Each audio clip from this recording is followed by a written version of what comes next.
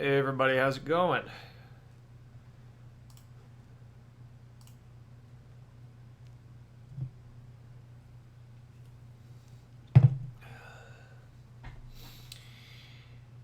Happy Saturday. Just getting everything set up here. Started about 5 minutes early to give myself some time to fix everything up. And I should give my intro in the chat real quick.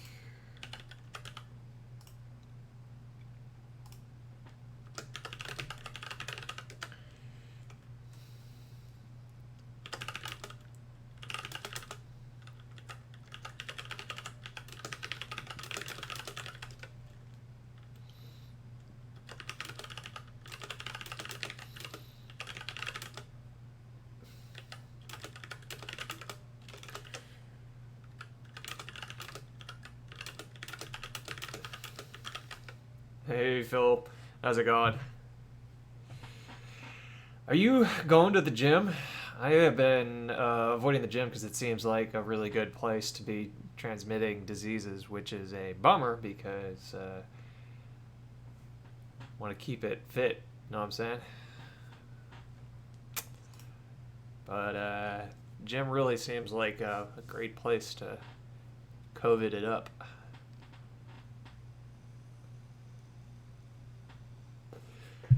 So I've been jogging more, which ain't so bad.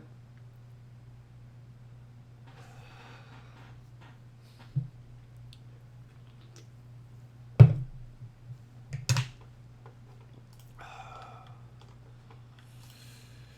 right.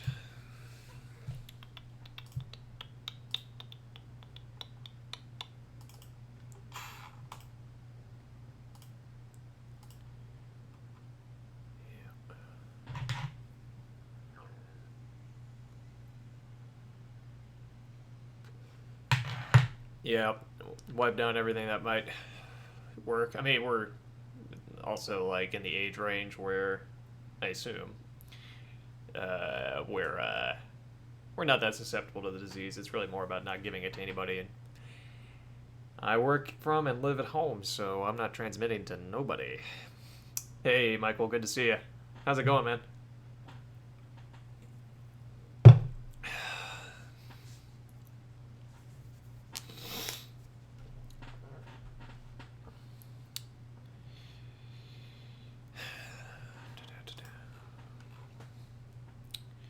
I had a friend that was gonna do a South by Southwest is canceled, so let's do our own concert because he's in a number of bands. So he was putting together this big, like I think he had like 5 different bands that were planning to play at his house tonight. And normally, of course, I'd be all about it. Sounds great, but I was kind of like, probably not gonna go to that. And he texts me like Wednesday or Thursday, like, hey man, you mind working the door for me? And I was like, yeah, you know what, man? Any other time, I would be like more than happy to do that. That would be fun. But I'm not doing. I'm not working the door and checking everybody's ID uh, right now. That just seems like a bad idea. So he ended up having to cancel it anyway, which is probably the right call.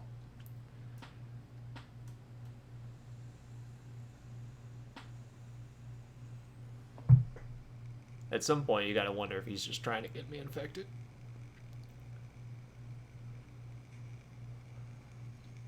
I'll kick all this off once in 1 minute when we officially start the stream. And I'm not gonna play any music today because I keep on getting copyright strikes. So, on the plus side, now y'all can play your own music and not have to listen to whatever I'm listening to.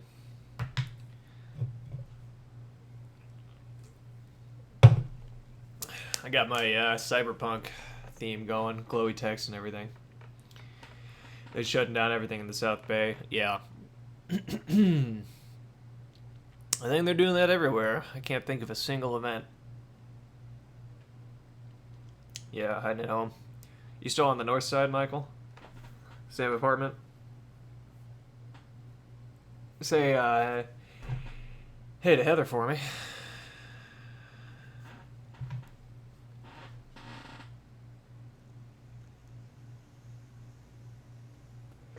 We're actually in the process of putting together a virtual conference for Beaker, as well as a couple of other DWeb projects, which we started before it was cool. It was like a few days before virtual conferencing started to become a thing that everybody was talking about. We decided to kick it off for other reasons, and ended up being fortuitous. So looks like we're going to be doing that. Cool. All right, 2:30. Let's get this show on the road. So, where to start?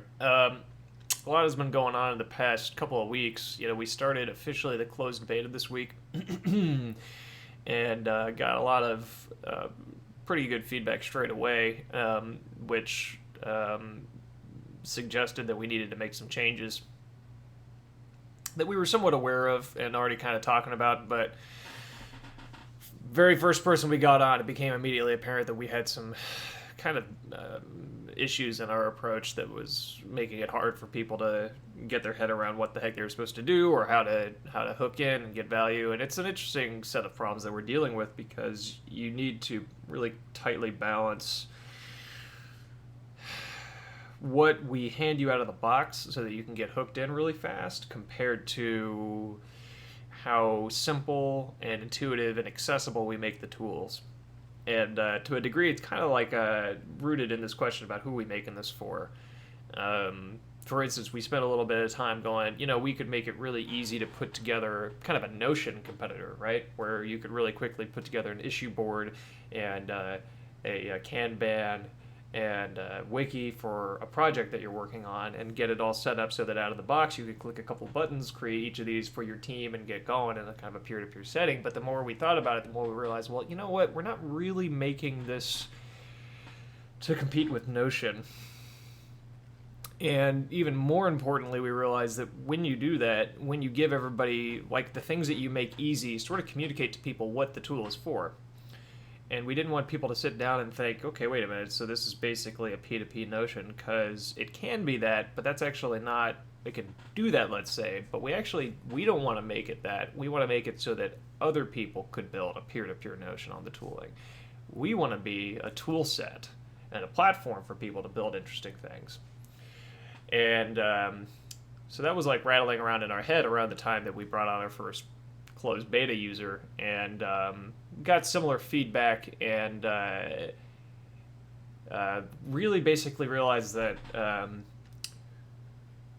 we need to focus a little bit more directly on who we really want our audience to be, which is hackers. We really are thinking of this more as a kind of like a social hacking playground for people. And if it's a tool and a platform, but you can't focus in on a polished, immediately usable tool set, then it really needs to be a toy, which we like the idea of, because that means we're just going to be having fun with it for a while. Then over time, the toy turns into something with a lot more utility. As we were dealing with that, I don't know who all was watching the live stream, the last dev diary I did, but in that dev diary, I was talking a lot about groups.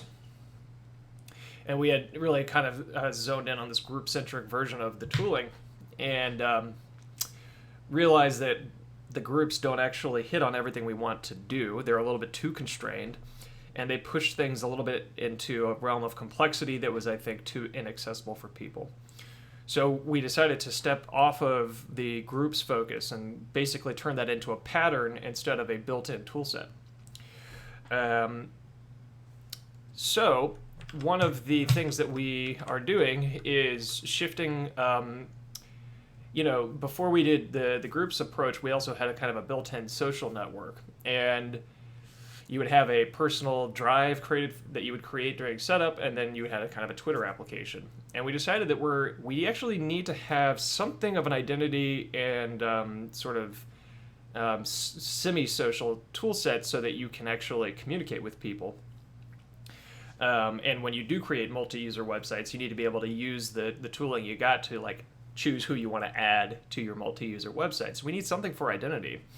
But unlike what we had done previously with that kind of Twitter clone built in, we decided to get even less opinionated about it and come to the table with just the most minimal set of tools possible, so that we are conveying something which is as simple as possible to people and as flexible as possible to people, so that they can sit down and just start futzing with the pieces and then build out things that are more interesting. So along those lines, what we're going to be doing is building a tool for, we got to bring back the idea of having a personal hyperdrive that gets created for you during setup. And I have a little UI element right here that is actually fake, but gesturing towards, what that will look like once it's actually built. That's just a mock-up of it, really. But I don't think, maybe I'll hit that today, maybe I won't. But so an identity that you set up during setup, and then an address book. And that address book will be offline. It won't actually be a social graph like we did previously. It's actually just going to be a JSON file on your system drive, which is where we keep basically the majority of user data. So it'll be probably addressbook.json right in your system drive. And similar to the drives listing, it'll just be a simple file that contains a list of the keys for the people in your address book and probably like their title and description, things like that. And that'll be it. Not shared online. The system drive is kept private. And really just designed to power probably a simple address book API so that you can, in an application, say, probably something like beaker.contacts.requestContact, and that'll open up a modal to pick from your address book. And so, again, as unopinionated as possible, as tool-focused as possible. And that'll be the basis of connecting people. It'll be putting together an address book. But then everything in userland, we're really trying to get unopinionated about it. And rather than giving you tools to like get you into a group right away, we're instead going to just give you good documentation. And think of it as a very developer-focused tool, so that you sit down and it says, all right, great, check it out. You got a personal website. Let's say it takes you over here. And it says, all right, create an index.html, copy and paste this in here, and boom, you have a listing of modules you've created. And then if you want to see how you built that module, you can dig into the tutorial, things like that. So getting into the hacker vibe, getting into the learning the tools of the technology vibe, and then encouraging people to build interesting things on top of it, as opposed to us handing whole pieces to people. So that's one of the main things that's happened. Related to it is a couple of updates to the UI and a couple of updates to the APIs. On the UI, we decided to focus on exposing a little bit more some of the slightly more hacker-centric tools, and that is through this toolbar here now. These used to be sitting down at the bottom and nobody ever saw them. And so now you got a button to open up WebTerm. You got a new button for the drive information, which is a relatively new UI and needs some work. But this will get you very quickly to an interface for creating forks on a site, which looks like this. And this is a nice tool for doing development. I can work on this dev version over here. And then once I'm ready, I can merge back into the original, view the change. Okay, this looks good. Merge it back in. And now that's on the original. So forking and development tooling right there. And then you got your history slider right here where I can go back in time. Historic versions appear to be broken right now, so I'm not going to actually go back in time. So that's the drive info. You got the editor. And then you got an Explore Files button, which takes you straight over to the Files Explorer on the current site, current hyperdrive. That one was actually, I think, really important because prior to putting it up in the toolbar like that, nobody was ever finding the Files Explorer. And it's kind of high value. It's kind of one of those things that you need to quickly get access to, because anytime you're working directly with one of these sites, you need to be able to get into the file system and start making changes to it. And the editor is just not, is a little underpowered for that. So that's how, one of the ways that we're trying to bring the tooling a little bit more to people's view. I was very hesitant to put in a toolbar like this because I wanted to keep everything minimal, but there it is now. The other thing that has changed lately is the API design has changed a little bit. And the reason for that is connected to the security vulnerability that I recently had to create a patch for on Beaker. So by the way, if you're using an old version of Beaker right now, you should update. Yeah, so the nature of that vulnerability required us to change a little bit about how the APIs were designed. And so we ended up, let's see if I got an example.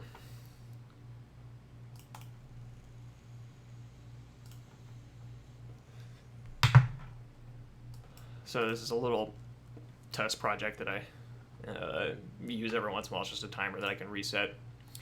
And now the API looks more like this: beaker.hyperdrive.action. So beaker.hyperdrive.read file, beaker.hyperdrive.write file. There's a couple of niceties to this. One of them is because it's a static method, instead of on an individual class, you can actually operate on URLs, whereas previously you could not. So if I take this command and then take in a full URL for it, that'll now work. There's the output of it, the timestamp that's getting written to that file. So that's actually pretty handy for being able to just hand a URL to the API and operate on it. And then if you don't supply a full URL but just supply a path, it just defaults to the current, site, current hyperdrive. If you want to scope it like the class-based API used to do, you can use the .drive API, which looks like this.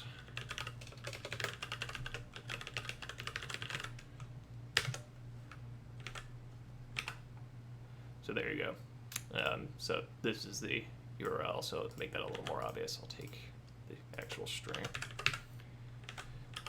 So that gives you an object which scopes the operations to that particular drive's origin. So that's the sitch on the APIs. And basically, we've decided to put all of our new APIs under the Beaker object. Two reasons for that. One of them is there's the Node.js API for Hyperdrive, which if you're using the kind of core Hyperdrive modules in Node.js, those APIs look sort of like these APIs, but they're subtly different. So by putting it on the Beaker object, we help make it a little bit clearer which one you're working with. If you're looking at an example code, you'll know, okay, that's the Beaker version of the API. The other thing is that we are not on any kind of standards track right now. And so we figured, okay, well, we're just going to scope all of our custom APIs under the Beaker object until we are in the zone of standardizing. And then once when they start to become standardized, they'll progressively get taken off the Beaker object.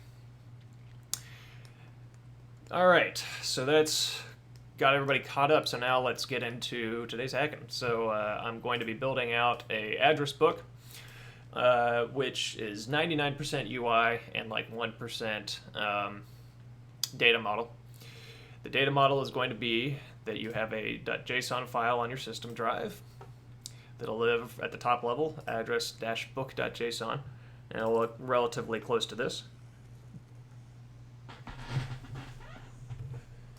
So first things first, let's jump into the library, which is kind of the more advanced version of the desktop view. And let's add an address book view. So let's get into, we're now in the main library code, and let's throw this into the nav.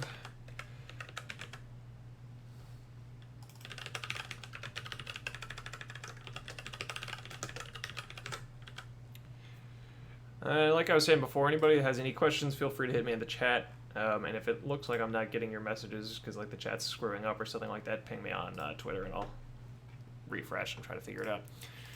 All right, so let's get an address book icon going here.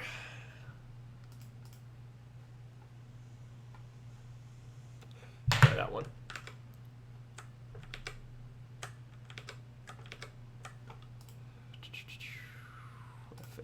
FAS, no, FAR because it's light, and FS.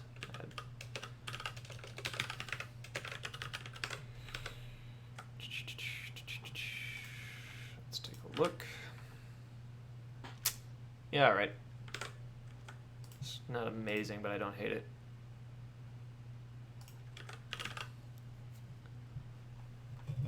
Yeah.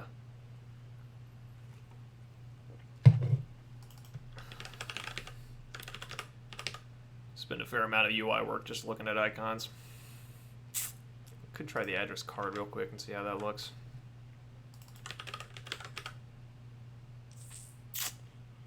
Oof. All right. Put your opinions in the chat. Address card or address book for the icon. I'm going to stick with card for the moment. You know. Okay, now we just add in the view.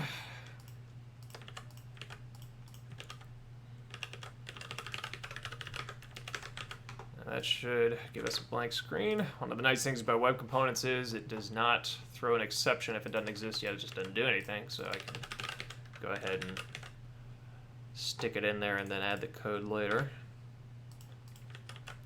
I'm going to copy the bookmarks code as our template here because bookmarks work roughly the same way. It's just files off the file system. And let's see, what is this? We don't need edit bookmark pop-up, but we'll probably need, yeah, your +1 on card.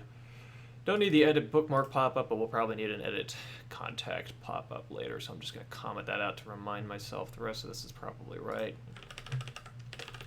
Address book view. Just replace all the bookmarks, references to contacts. Filter, hide empty, other only. Don't need other only, but the other two I'll need. So these views actually get reused. So this right here gets reused in the desktop, as does the bookmarks view, and so will the address book. So there are a couple of parameters that are for specifically tailored for that, and that's the hide empty. All right, so bookmark CSS will be address book CSS.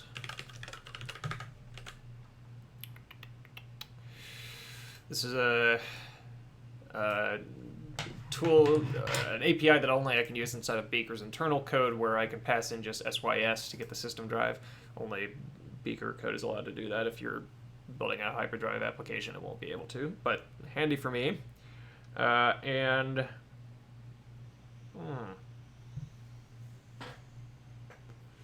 the way the bookmarks are structured in the file system is they're actually not just a JSON file. They're a bunch of .goto files. And a .goto file, if I click on one of them, you can see the metadata on the file, and you can see that there's an href and a title, and that's the actual information about it. And then the .goto files themselves are empty. And whenever you double click on one of these inside the browser, it actually takes you, oh, it's broken. It's supposed to take you to the address. All right, I gotta make a note of that. .gotos are broken in hyperdrive.network.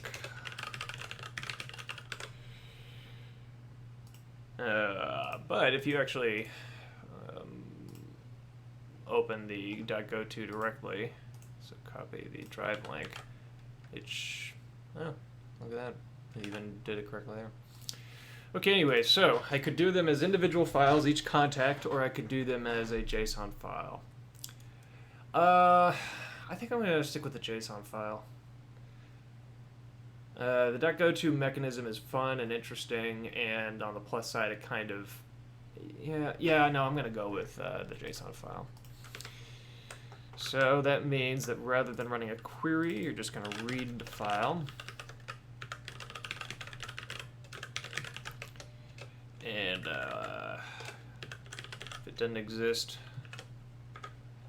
catch it, so I'm gonna real quick do sysdrive equals beaker.hyperdrive.drivesys, just to shorten a couple of these lines, and then I'm gonna, on an error, just do an empty object. So the structure of one of these will probably be something like this. Thinking it's going to be contacts, then an array of objects with key, and then title, Paul Frazee, and description.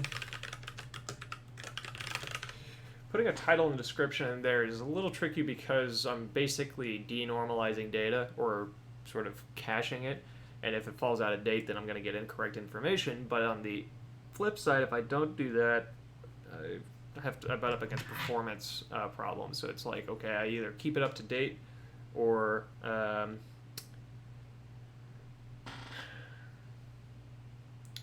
suffer a performance penalty on read.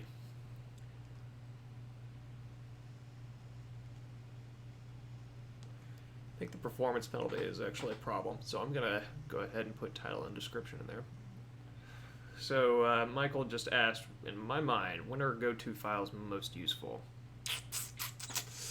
Good question.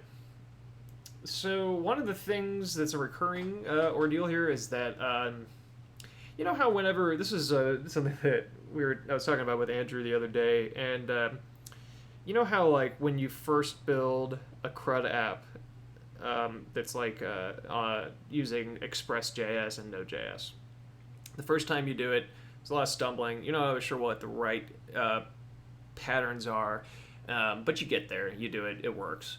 And then, like, the 10th time around, you're, like, so fast with it. You know exactly what to do. You have no questions about how to model your data. You know, you use Postgre, and you know how to lay out your tables. And there's some questions, but for the most part, it's all ironed out.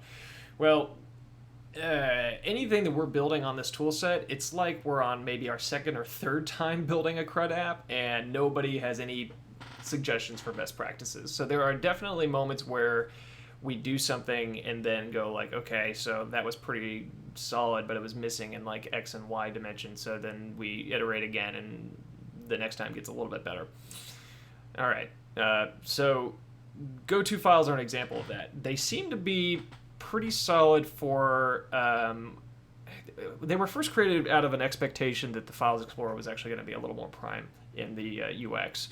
We were actually kind of trying to make it so that the messing directly with files was really common. So the idea was, okay, a .go-to file is really handy for being able to, like, if, actually the way I would put it is, we were thinking about the your personal drive, the files listing, as being actually maybe the main interface that people would come to see your personal identity. So whenever I landed here, we had a while where an index.html would render underneath, and we were thinking this could be like a main interface for interaction, as opposed to what it is now, which is more of a utility for when you need to manipulate files specifically. So they were created with that context of having a kind of a file that acts like a anchor link, where you could double click on it and it would take you to whatever it's pointing to. Since then, they have moved to, they're still useful in that regard, and if you navigate directly to a .go-to file, let me open the system drive as a website and then click on one of these. So I'm looking directly at a hyper-served address here, and if I click on one of these, it'll actually redirect to it. So it does sort of what we're talking about. So it's kind of handy as creating a URL that produces a redirect in the protocol. So that's one of the sort of distinct properties of it. The other time that it would be useful when compared to like having one file is the question of like whether or not you want to break up your records into multiple different files or one single file. That's sort of one of the questions that I'm dealing with as I'm deciding how to do the address book. If you put all of your records into a single JSON file as like an array, the upside is that reading all of the records occurs in one read, and in some ways, it's a little easier to work with because it's just that one operation, and then you have all the data loaded up. The downside of that approach is you're reading all the records every time. You can't just read an individual record. And then every time you update any of the records, you have to rewrite the entire file. So, in some contexts, you actually want to break out your records into multiple different individual files so that reading them and updating them on an individual basis is more efficient. So, one big file containing all the records optimizes for reading everything all at once, whereas breaking them up into individual files optimizes for reading them individually and updating them individually. With that context out of the way, I've been using .goto files, for instance, in our sort of forum application we had, where there was like likes or upvotes. I used .goto files for those. They were .goto files with a little additional metadata indicating that it's a vote for an up or down, or that it had an emoji, things like that. And that way, when you're in a big application with a lot of different users, the individual files can be read selectively, and you don't have to pull down any additional data, any more data than necessary to build a view. In this context, the choice is really one for one. It's apples and oranges. This is all private local data. Probably not going to be a huge performance difference either way. So, I could do this as .goto files, and I don't really have a strong opinion on one way or the other. But I think for the heck of it, I'm just going to use a JSON file. So, it's a little meandering, but hopefully that was useful. All right.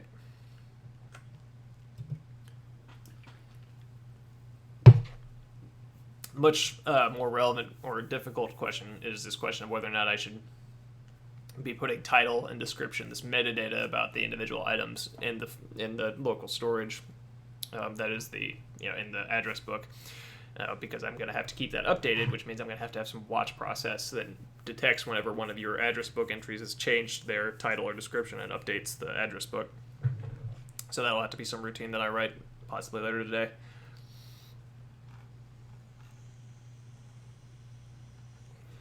Okay, so with that out of the way, this is actually an address book file, and then the failure case, it needs to have a contacts entry. That's an empty array. And then we'll do address book contacts. Yep. Okay.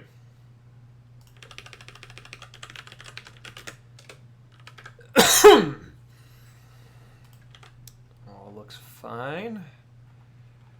All right, rendering is a little bit differently because the bookmarks is actually split between what's in the start page and what's not. The address book will not be, so I can get rid of some of this. Still want to apply the filter.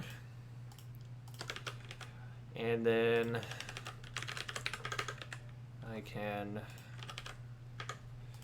I had this href and title helper, which I don't really need.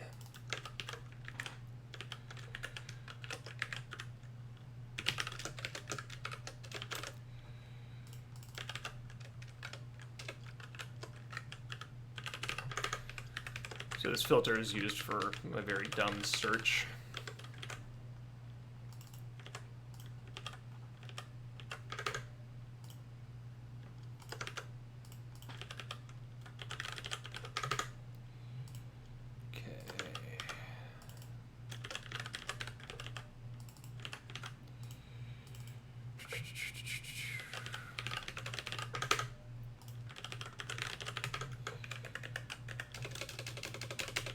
Mostly just updating this copy and paste to work for contacts.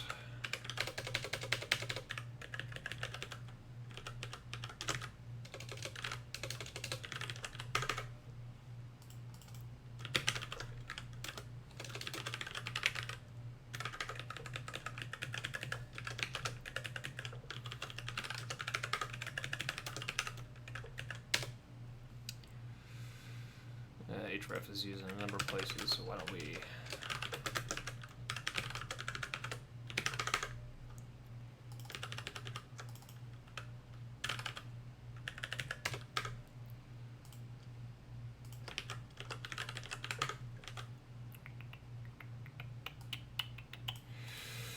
That all looks fine.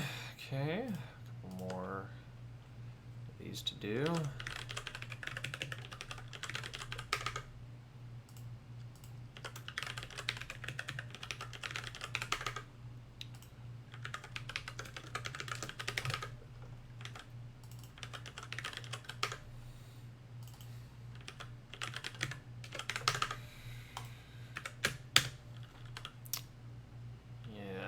This dot contacts equals this dot contacts dot filter.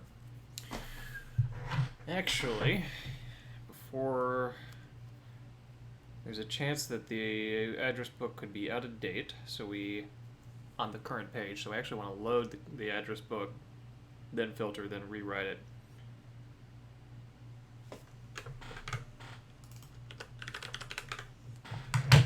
Oh.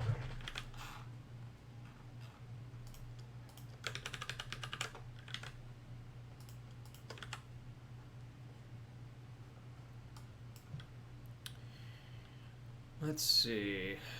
Why don't we turn this into a utility function?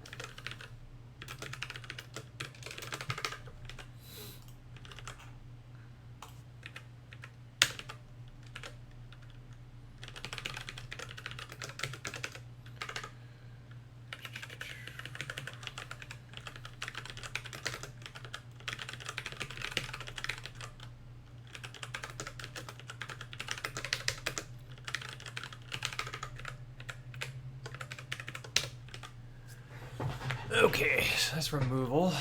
Why are you complaining?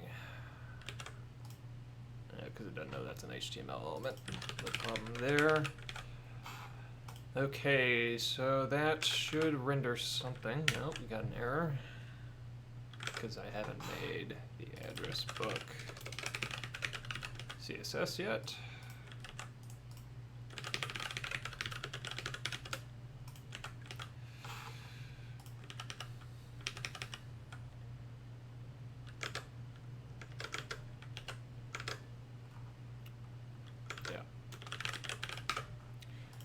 Need you, but I do need that, and then the rest is a contact.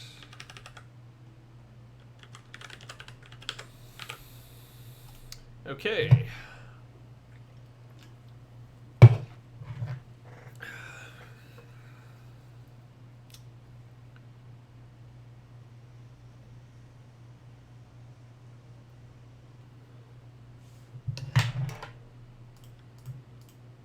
Now that text should update as you scroll around. Not to say just drives. Search my view. There we go. Don't really want that dash. So we'll do a replace dash with a space. There we go. Works for me. Okay, so now we really need that edit address, edit contact pop up. Oh, that's not right. There we go. So that we can create a new contact. So let's go ahead and get that underway. Edit contact pop up. And we want to add it here.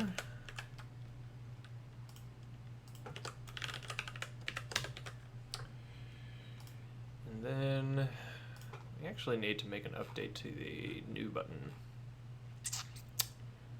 here. This needs to create a context menu.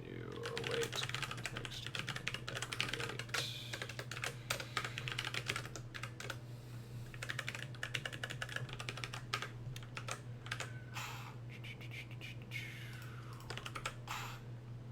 So I need a context menu to show up whenever you click on the new button so that I can choose to create not just a drive like it currently does, but it should let you choose to create a drive, a bookmark, or a contact.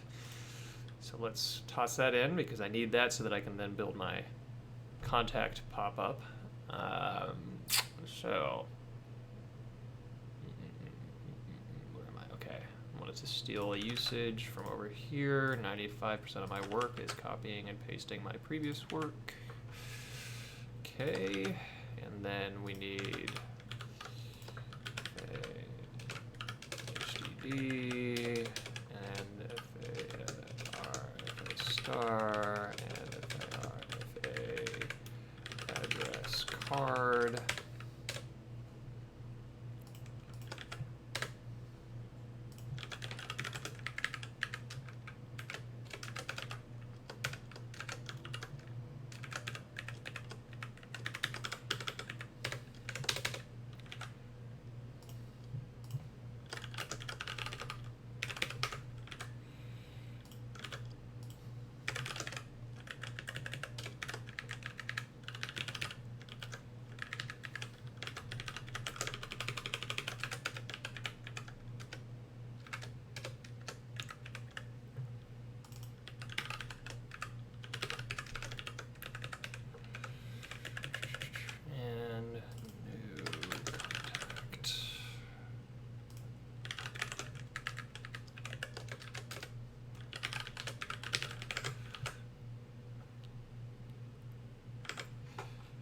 Create the pop-up.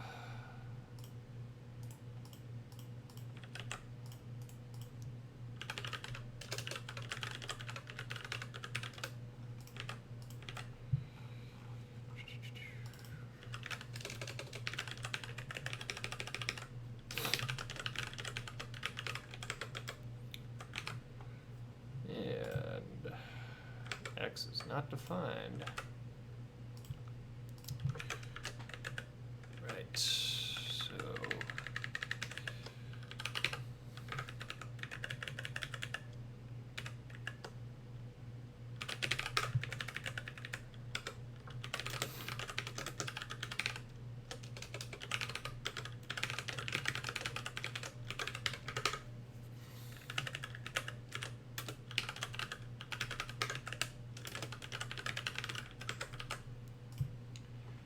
Good.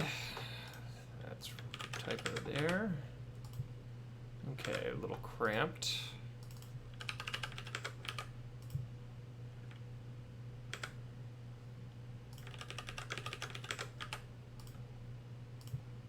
There we go. All right. So then.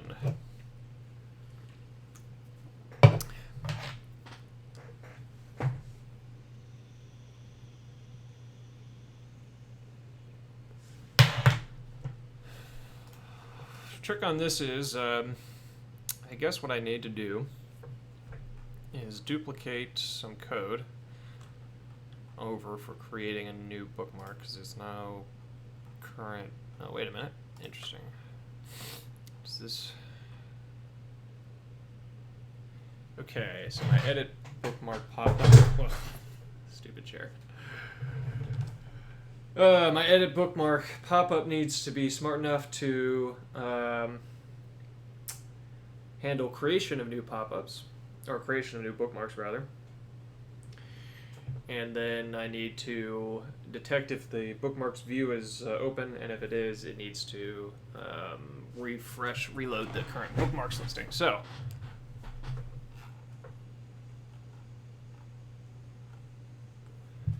let's get into it. First things first, turn those into optional reads. And I guess I need to put a fallback value on each of those.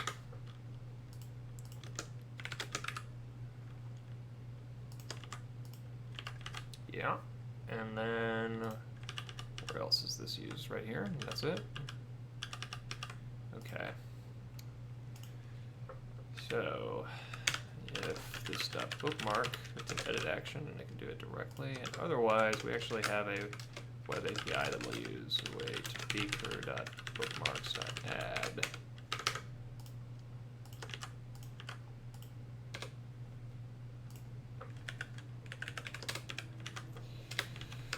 All right, let's see if that works. Right, that's still implement.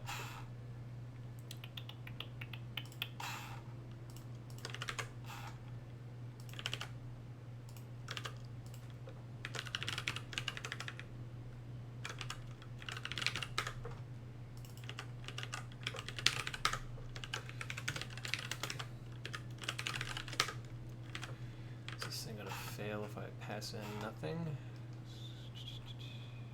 Nope. Okay. So that, and then it'll reject if the user cancels, and otherwise, if this dot view is bookmarks, then this dot shadow root query selector bookmarks view dot load.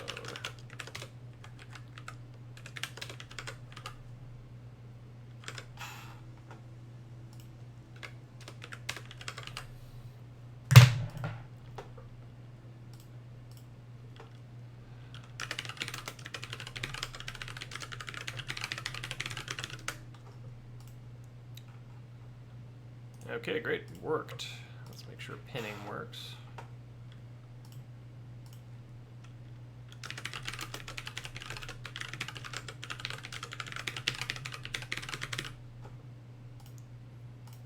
Yep, great. Okay. So just to explain a little bit about the code that I just wrote there, this right here is what I'm going to explain. Web components are not that bad. They have a totally bum rap right now. Part of the problem is that they had a pretty disastrous rollout. The initial attempt at building web components was pretty middling at best. That's back in like the Xtags days and the fucking Polymer project that Google did. And they tried to make all that happen right at the time that React was getting popular, so everybody gave web components a bad name. Or remembered web components as the thing that was not nearly as good as React. Okay, so now, web components have gotten way better. They're still not quite as good of an ecosystem as React, if I'm being honest, but they're not bad. And I'm using a library on top of web components for these UIs called LitElement, which is a very React-like experience. One of the interesting things about web components is that you can actually still work with the DOM APIs. And so there are two sort of interesting interactions occurring in this line right here when I tell the bookmarks view to load itself. First you got the shadow root aspect of it, and then you've got the query selector that can then call load. So at the top level, what I'm doing is I am accessing the code to the bookmarks view, which is declared right here, and calling this function right here. So functions that I put on the class of the web component are actually accessible through the DOM, which is very sweet. So that's the function that I'm calling, and so I'm calling a query selector to fetch it and then load it. Now the shadow root thing is also fairly interesting. The shadow DOM, I'm sure, is, maybe you've heard about the shadow DOM, maybe you use the shadow DOM, but it's sort of like a lightweight iframe. It causes the content of the component to live in, also shadow DOM is actually a pretty good way to describe it. It's like its own little part of the page that doesn't leak styles out. And so if you look at the page in my DevTools here, you'll see that you've got the body and then this app main, which is my kind of top level web component that I created, and then it's got the shadow root.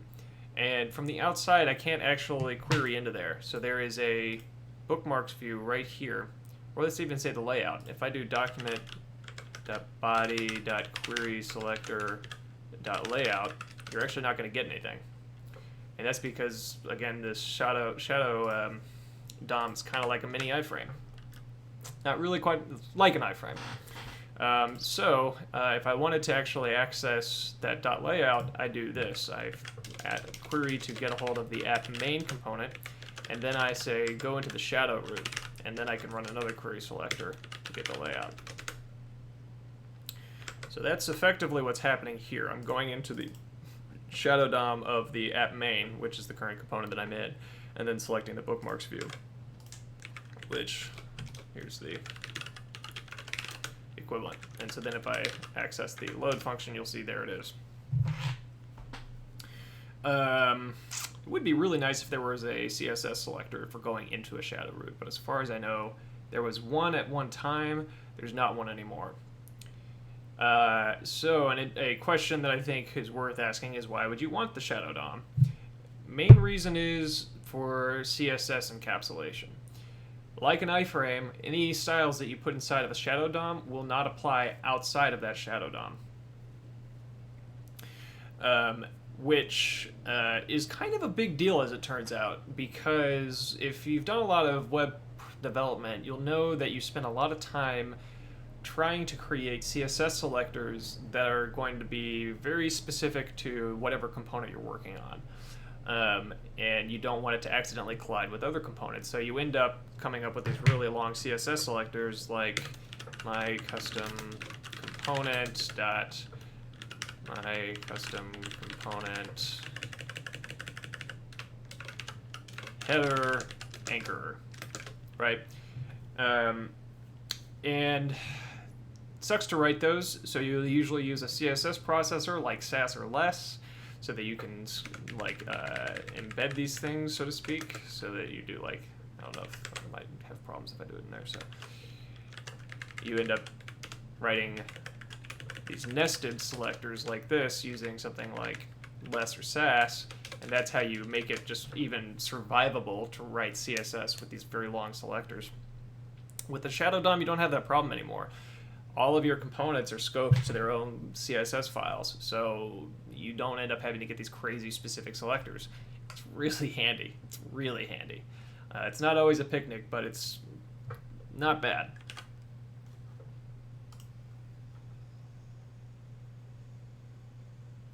All right, tossing in a little informative stuff in the hack and stream. So let's go ahead and get the add contact pop-up done.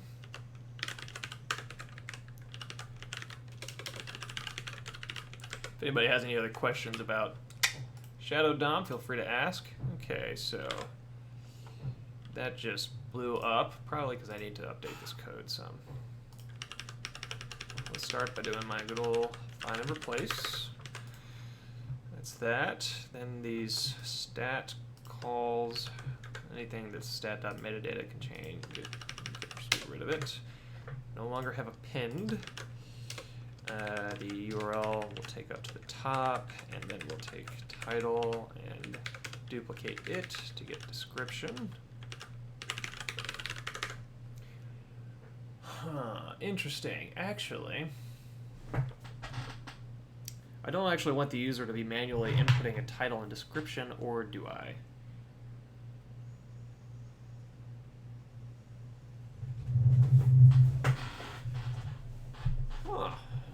Now that's an interesting question.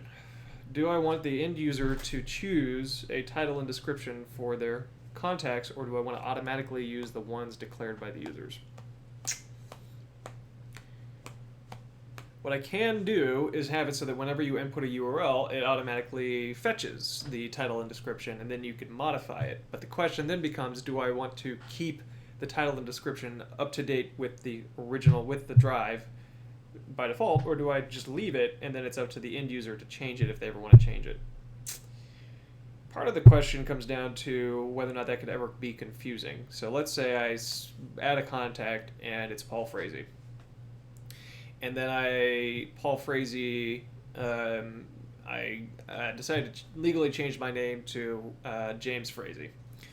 And so I changed my hyperdrive to say James Frazee, and so then you are now seeing Paul Frazee in your address book. But then whenever you interact with me in the application, it's going to be reading off of my drive, and it'll be calling me James, and you'll be very confused.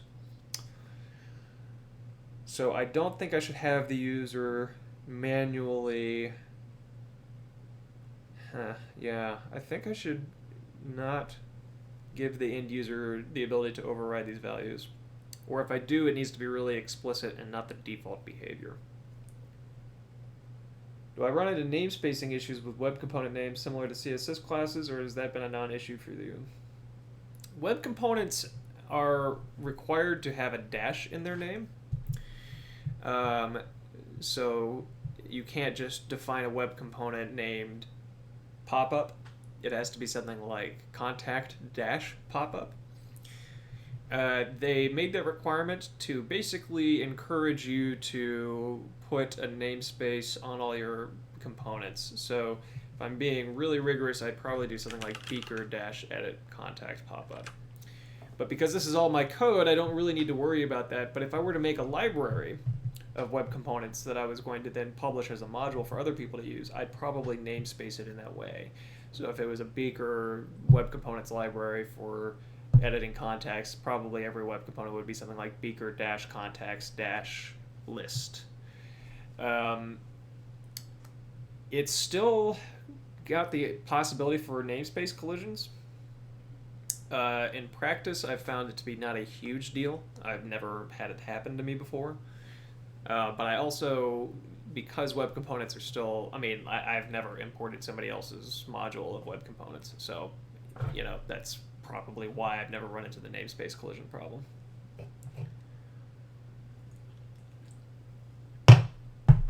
Okay.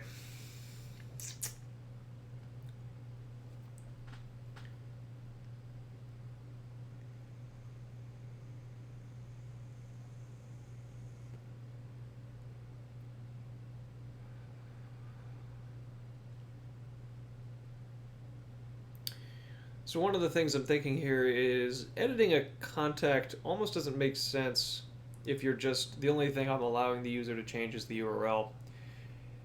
In which case, really, you just want to delete the old contact and create a new one with the new URL.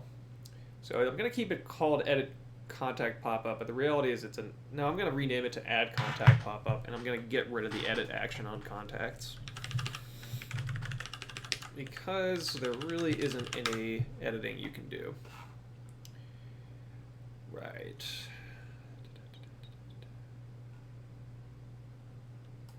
Checkbox, don't need it. Okay, this is now add contact pop-up.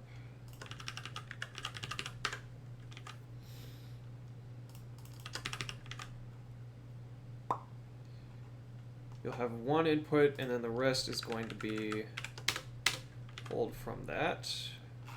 This .contact is no longer a thing because you're never editing. But we will do this contact info. So the way I'm going to design this is that you'll input a contact, and then it's going to automatically, as soon as you're done inputting, try to fetch the drive and get information about it.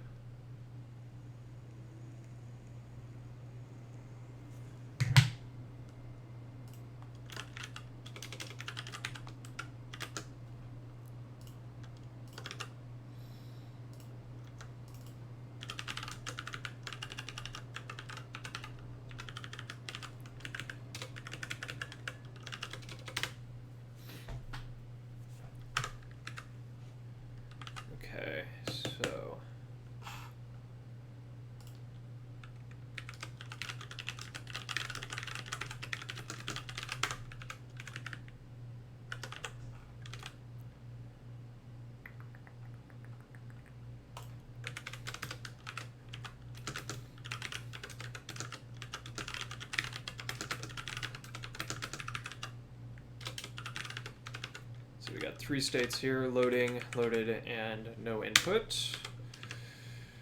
And we're going to put this inside of a div outside of this div.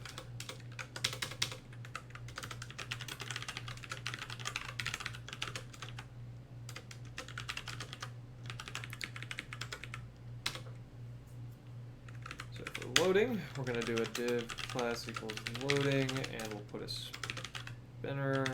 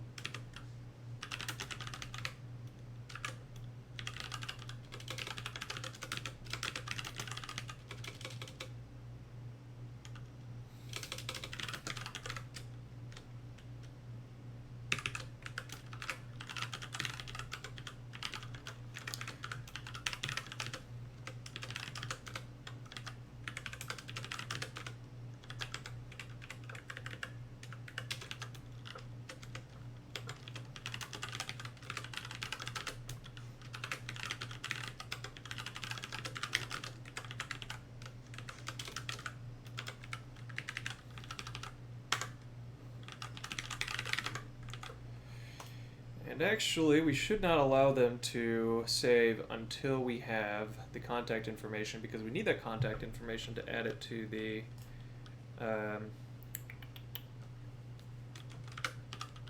address book. So we'll disable this until contact info exists, and we're not loading.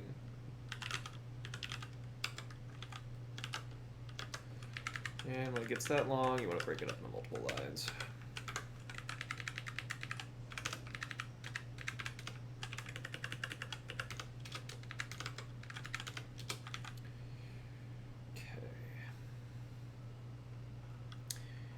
Next, we want to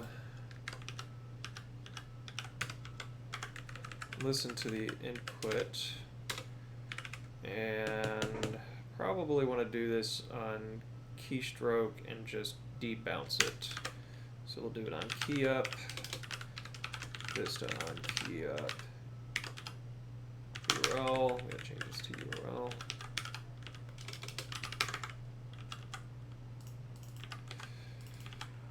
And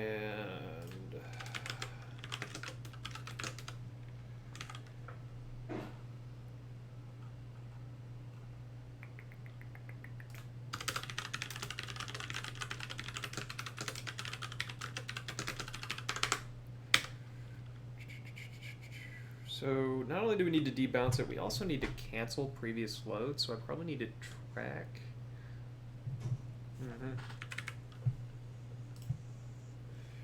Yeah, so this dot load counter equals 0. So this is a dumb trick for dealing with this particular situation.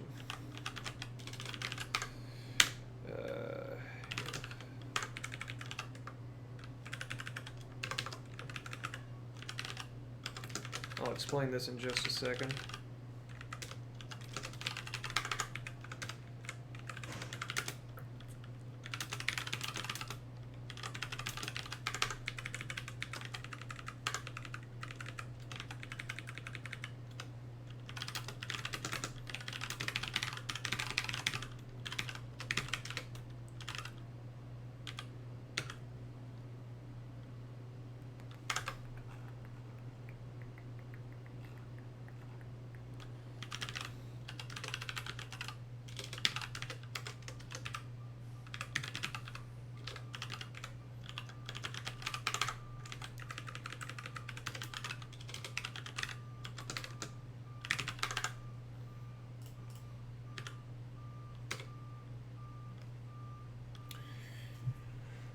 Also need to deal with failures. Yeah, need to deal with the failure state. Alright, so we'll deal with that in a second. Let's just get the normal flow out of the way first.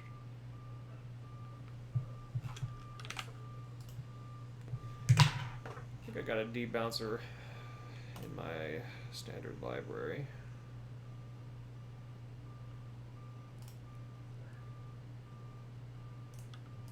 Maybe.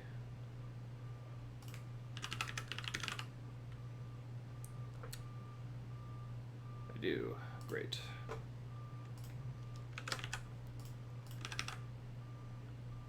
Yeah, okay.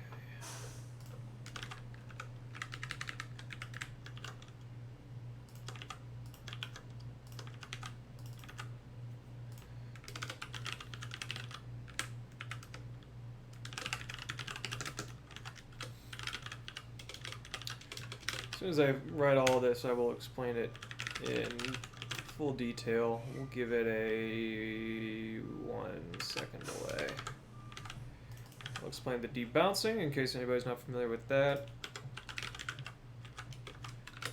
And I'll explain every piece of the asynchrony. Okay, I'm going to leave the submit until later. Okay, that should all be good. Let's see what happens. Need to update that reference.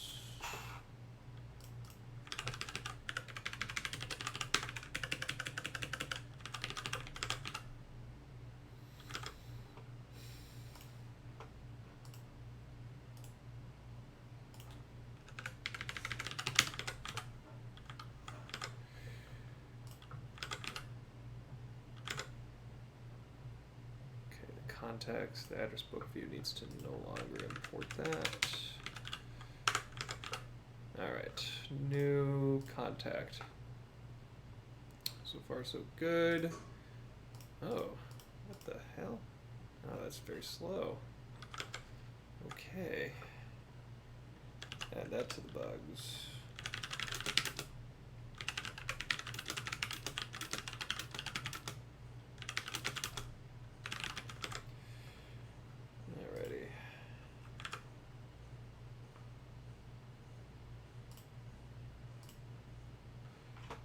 Alright. Let's test this guy out.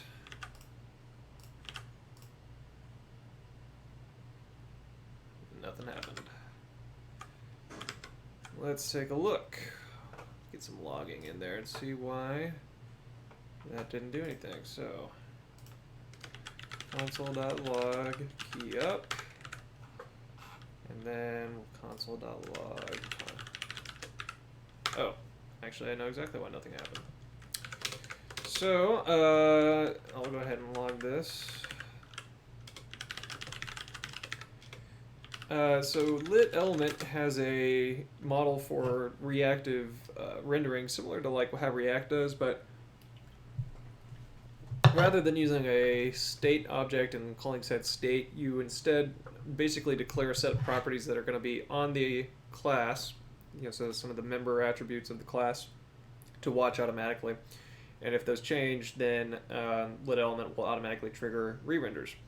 And I need to go ahead and declare those properties so that it'll do that. So,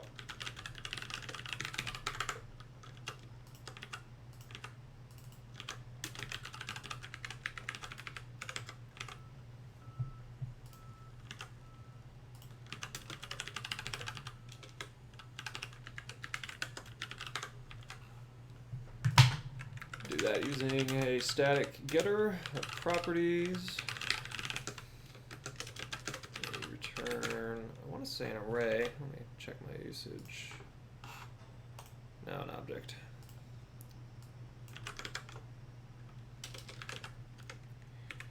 So we need that on the is loading contact info.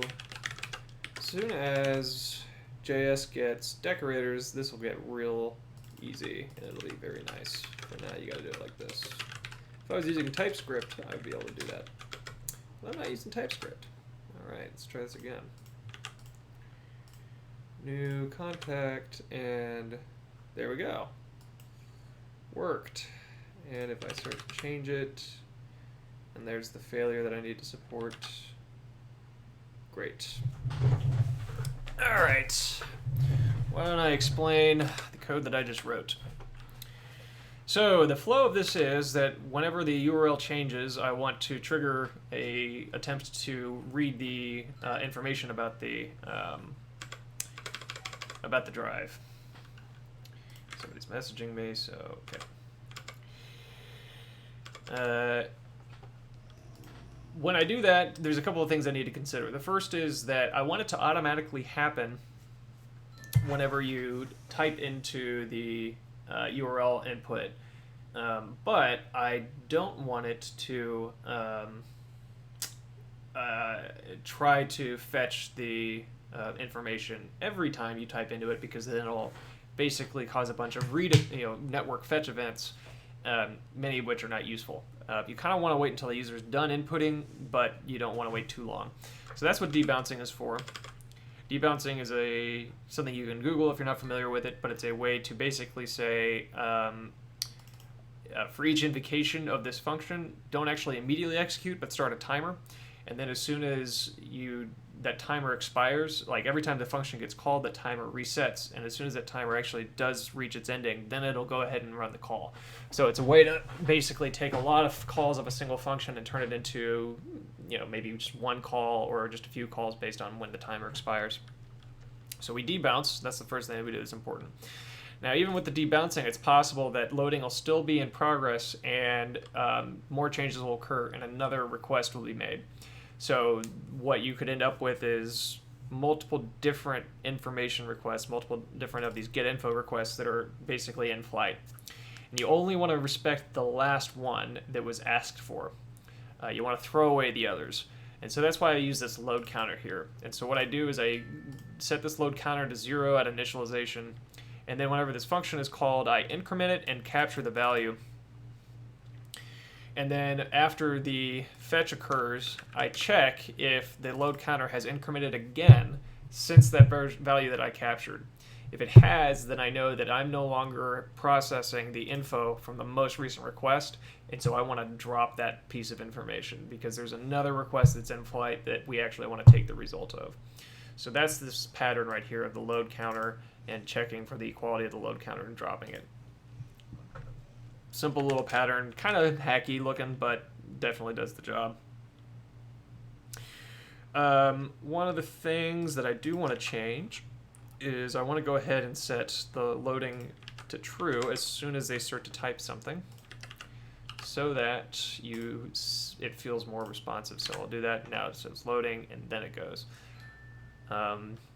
So if I start to type, immediately it claims it's loading, but it actually doesn't initiate until now, and then it failed, and I need to handle the error state.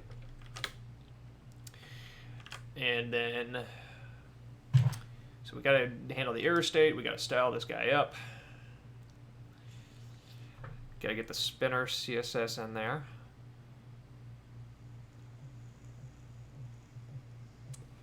I think that's all I got to do. All right. Also, the save is not undisabling itself. That's a bad sign. So we got to fix that too. Let's start with that. That's a little unusual.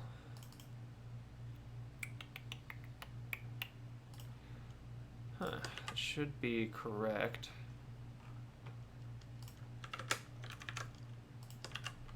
Let's log and see what's going on.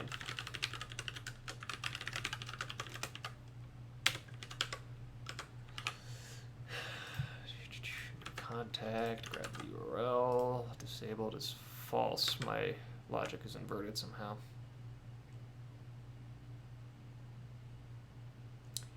Should be disabled if there's not contact information. Yeah, I inverted my logic. There we go. There we go. Okay. Though it's still a little bit wrong because it ought to be disabled because,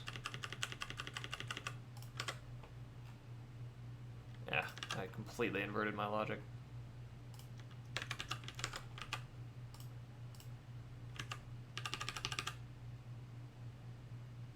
Should be an or. Goodness, I got that totally wrong.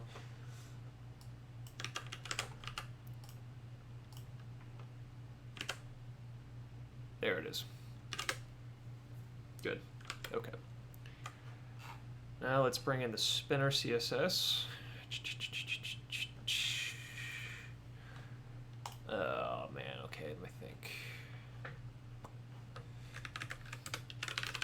Import spinner CSS from Beaker app to lib CSS com, and then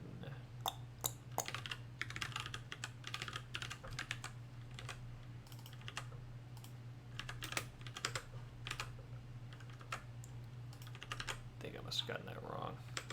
Nope, I just... There it is, there's that spinner. Now let's style this guy.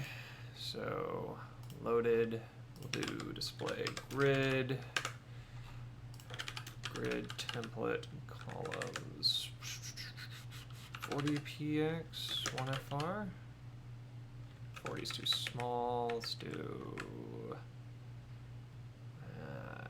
80 align items center. Okay. I've gotten much more comfortable with CSS grid lately, which I recommend everybody do if you do a lot of CSS. It takes a little bit of time, but it's definitely worth it. Okay, so that's going to be contact.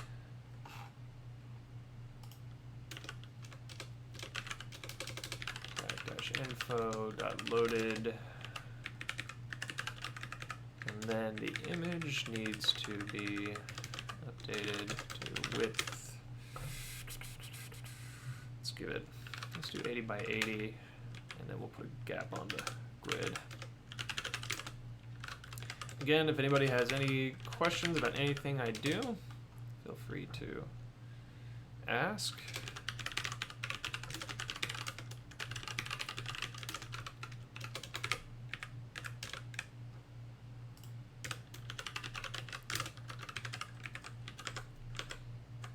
Okay.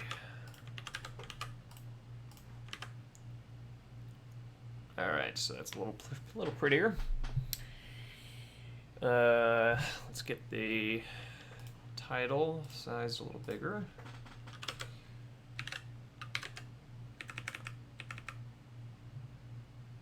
Now,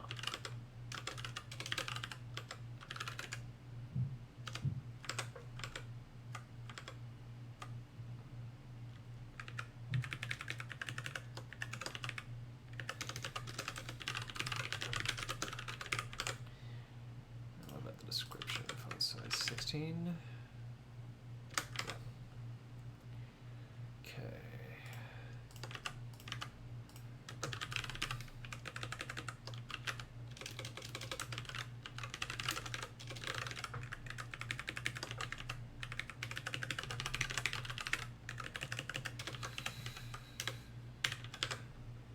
And then this whole thing should be inset a little bit. Like I'm thinking we put a border on it, 1 pixel solid, CCD maybe. Give it a border radius of maybe 8 pixels, padding of 10 pixels. Okay, mixed feelings. On the right path. Yeah, I don't hate it. Just need to increase this grid gap.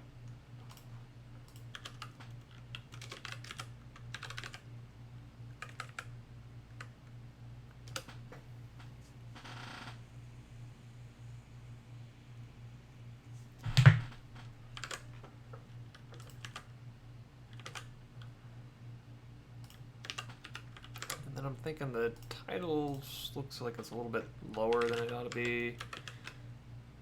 Yeah, what's up with that? Maybe if I give it a...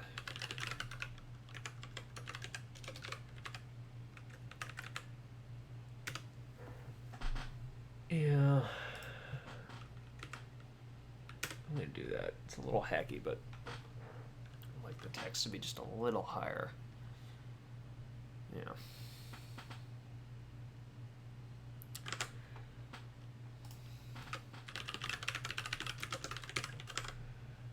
Okay.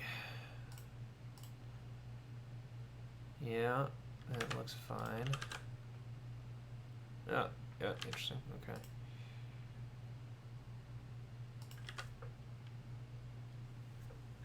It's loading even if you press a key button, it's not changing the text. I'm not going to worry about that. Okay.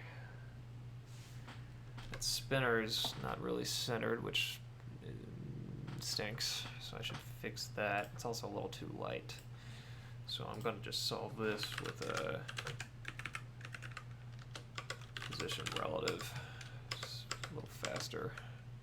I'm going to give it a margin right of like 5 pixels to move the text over a little bit, and then the color I'm going to set to like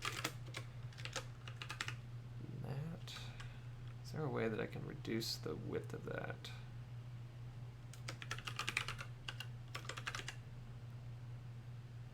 Yeah, it's a little ugly.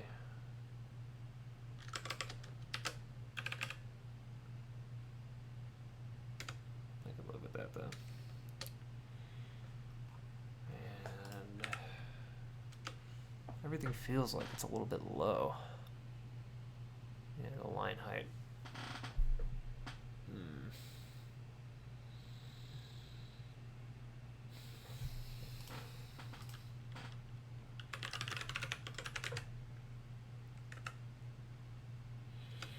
Yeah, I'm not above that. I'm going to do that. All right.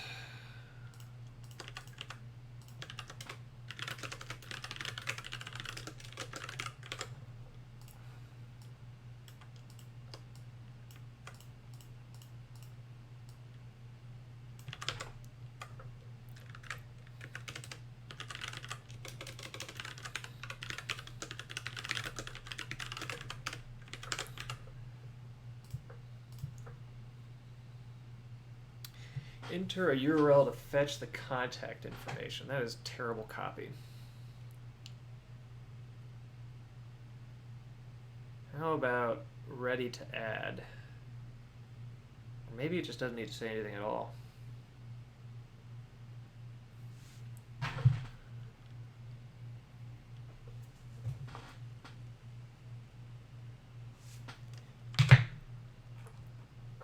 Write and copy is the worst. Enter new contacts URL. I mean, we're just going to have to live with telling them to input a URL. And then if the value is nothing, then we ought to just not try to load. And okay, so this, I need to access this value more frequently. Actually, this right here. It's a pain to write that out. I'm not going to pull it out into a variable. Instead, I'm just going to write a getter.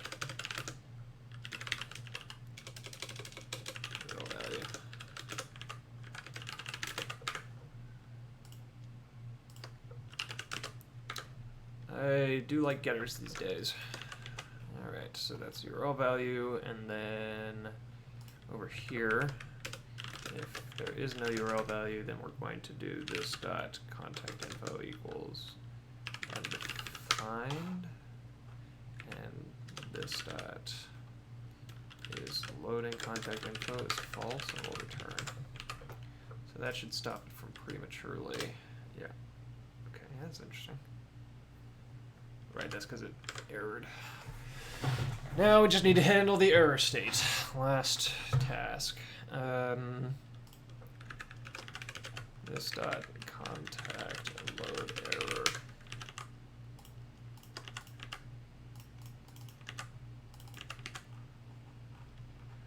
I'll set that to undefined when we first start.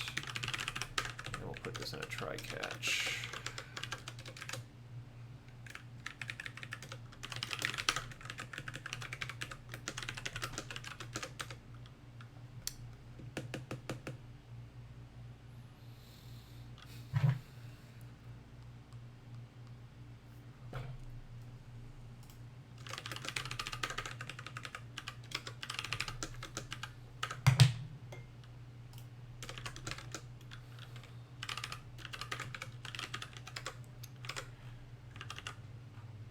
Alright, fourth state to render.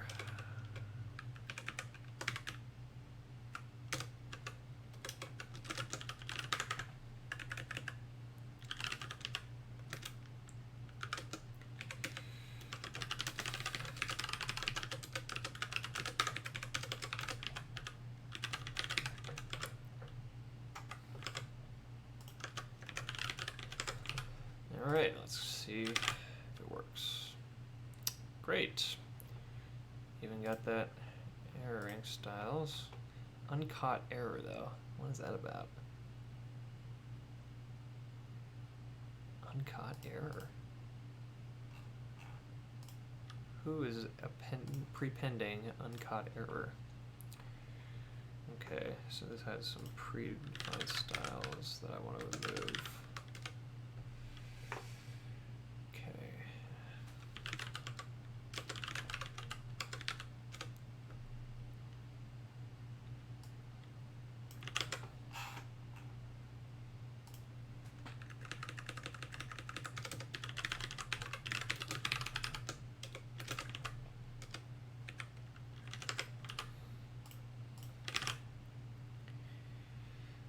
Okay, uncaught error.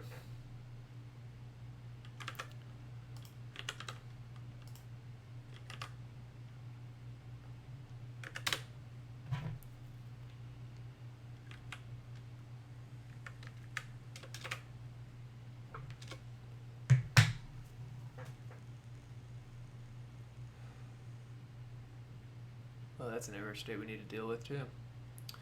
When it returns a valid value but no information.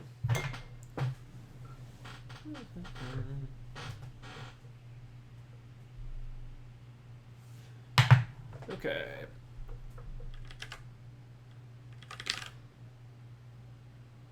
I'm just gonna hack out that uncaught error shit. So I'm gonna turn that into a string, and I'm gonna do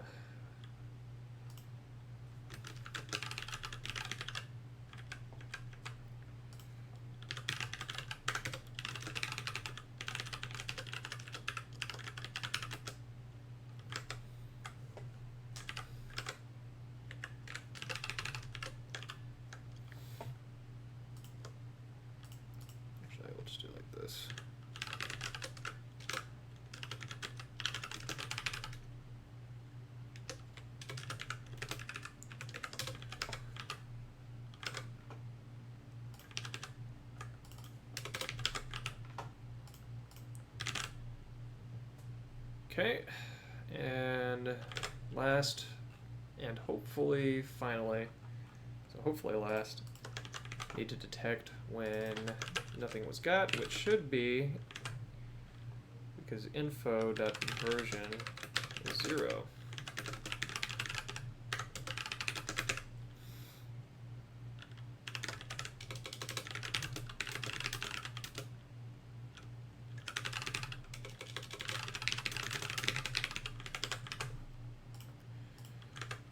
Alright, so works there. Unable to find this hyperdrive on the network. Great. Finally, real finally. So that UI is done. That took way longer than I wanted to, but I did it right, so that's good. Sometimes you just ought to do things right. Alright, so that's our add contact modal. Not terribly pretty. Some of the font sizes are all over the place, but I don't think I'm going to improve on it at the moment. And I'm going to add the submission. So when they submit, you'll have the contact info, which should give everything we need. So I'm going to just log that real quick to make sure that's the case.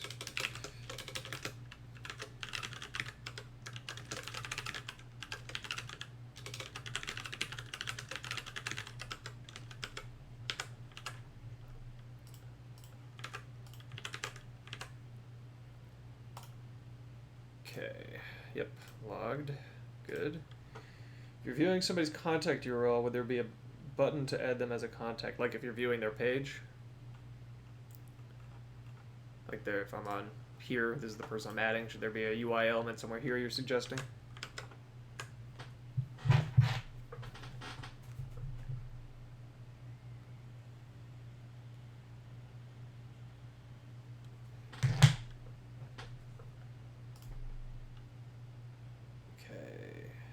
So, address book, this flow right here, we'll copy over.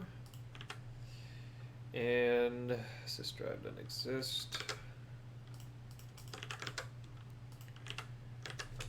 So our updater should first check if it already exists. And if it does, it should update it, and if it doesn't, it should add it. Yeah. So Michael is asking, should we have some way for the UI here to give you an add this site, add this drive, add this hyperdrive to your contacts? Would be a good idea. And I'm not going to do that yet because one of the changes that we're making right now is we're getting rid of drive types because it is under-spec'd and difficult to understand. What that means is that there's no way to identify when a hyperdrive is supposed to represent a person or not. So I could land at a hyperdrive that's like an application, and so the add to contact list button would be a little strange. Maybe it's exactly what we want. Maybe you just add anything you want to your address book. Maybe not. Maybe it'll be kind of obvious whether or not you want to or not. I don't know yet. For now, I think we're going to have it be manual so that you go here to do it, or on your start page, there will be an address book tab, and whenever you have that open, it'll say new contact, and you'll just add it manually. So I'm thinking it's just going to be manual for now, but it's very straightforward to, add a UI element somewhere in here, maybe next to the bookmark button, something like that. So we'll let that develop over time as we understand it a little bit better. Okay.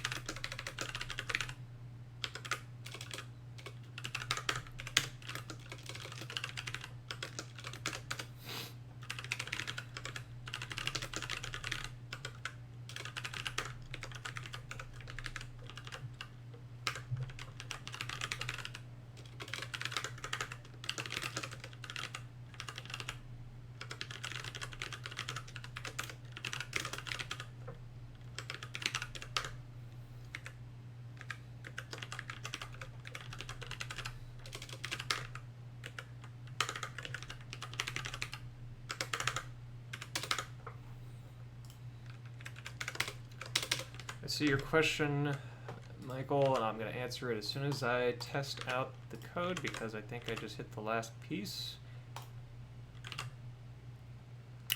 And nothing. Okay, but it did work, so it's actually our rendering code that's screwy. That's good.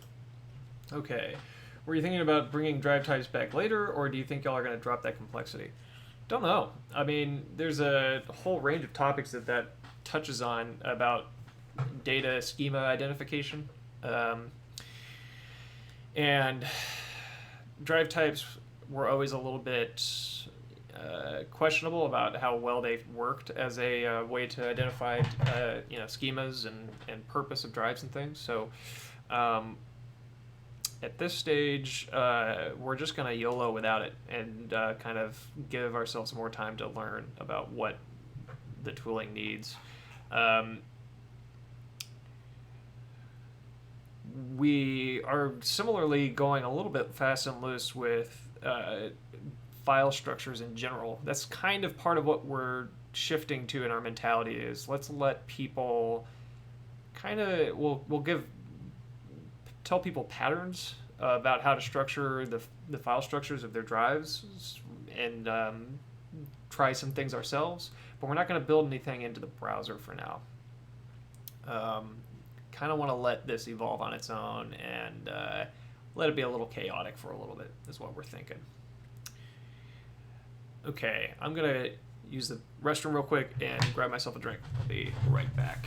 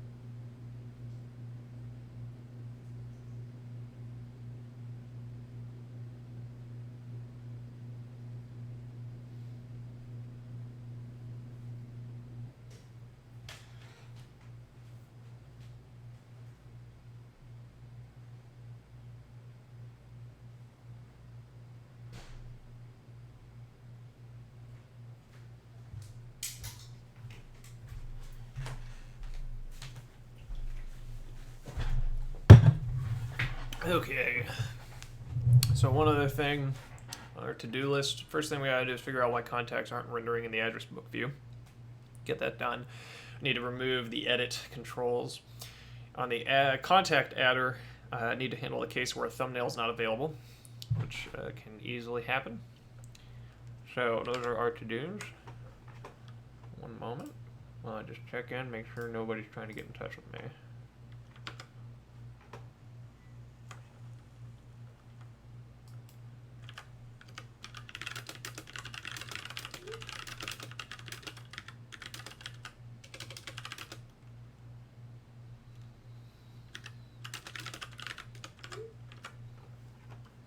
Okay, looking good.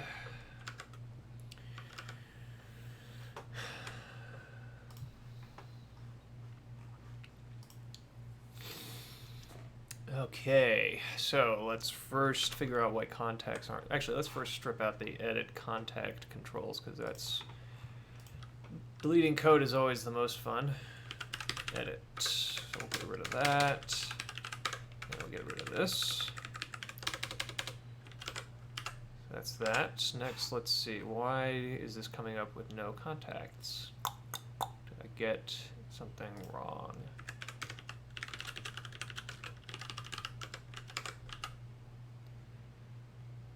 Oh, I'm not parsing it. That's why. Oh, and that's probably a bug in all of my code. Yeah, it is. Okay, so anytime I'm reading this file, I need to be parsing. I do, every once in a while, think about adding a...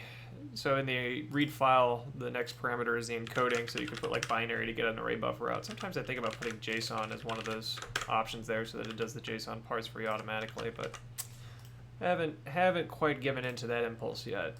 I do like the vibe of that, though. Okay, I need to add that over here as well.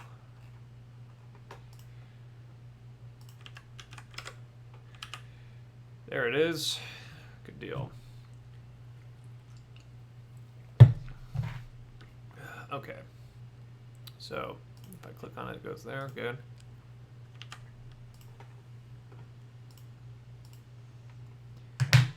Make sure that adding one that already exists works as expected. It does. Next, let's make sure. I'll go to my drives and we'll do the time tracker. And I bet we'll see a big, ugly, broken link, broken image. Yep. All right, easy to fix, I think. Oh, let me think.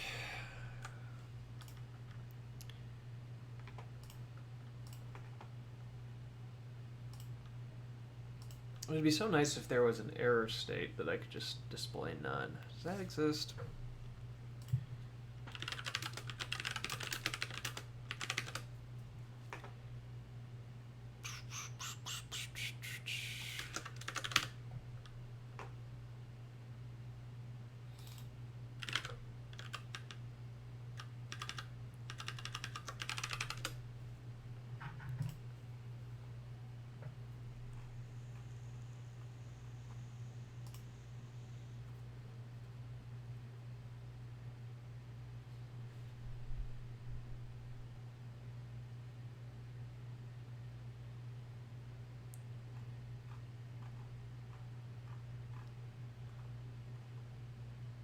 What if I just put an empty alt on it, if that would do it?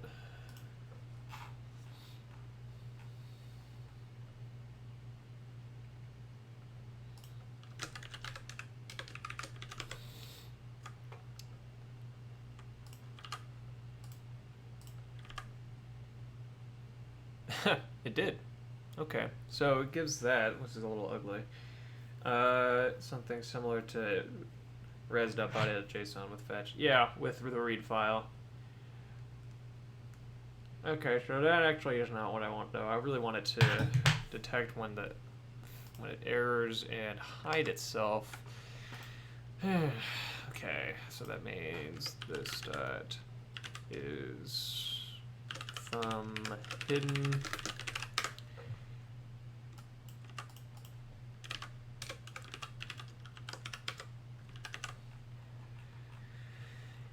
anytime we change, we set that to false, and then anytime it errors, we set it to true.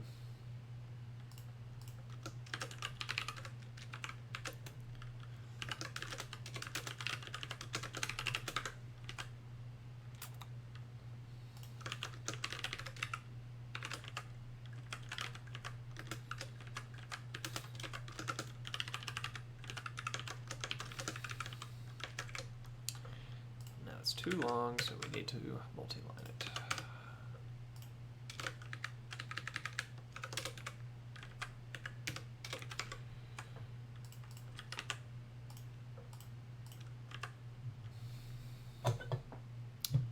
Didn't work.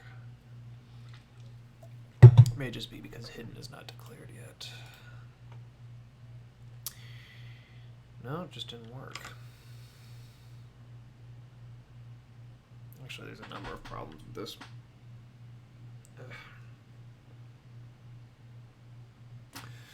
I'm going to employ image fallbacks. Yeah, that's what I'm going to do. This is declared in my standard library under com. Okay. All right, here's some web components in action. I have a utility that's designed specifically for this purpose, which detects when an image fails to load and does a fallback. It relies on these slots, which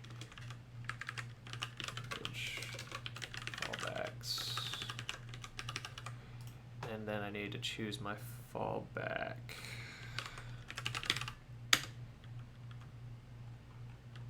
Let's see, default user thumb.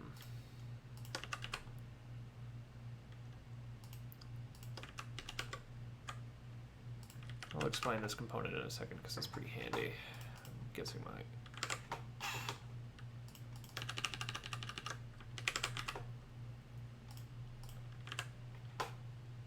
nice, totally worked on the first try.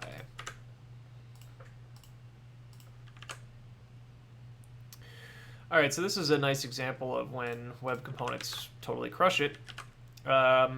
And so what I'm doing here is anytime I'm loading one of these hyperdrives, I'm pulling in the thumb asset, so thumb.png or JPEG, which I want to display there. And thumb is just sort of a conventional place to put like an avatar or some kind of image that's designed to identify a hyperdrive. So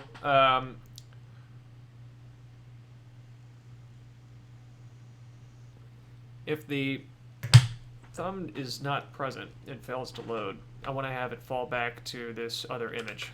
And so the way I did that is I have this image fallbacks component, which when used, usage looks like this right here. It's a web component, and then you put multiple images inside, and you put them with the slot attribute. So then here's how this is defined. And yeah, slots. I have not used slots very much. This is the only time I've used slots, but it's a web components feature. And basically, slots are a way to pass in HTML into the light DOM, into the children of a web component, and basically import that HTML directly in. And so that's exactly what I do. I'm using the slots and listening for the error event.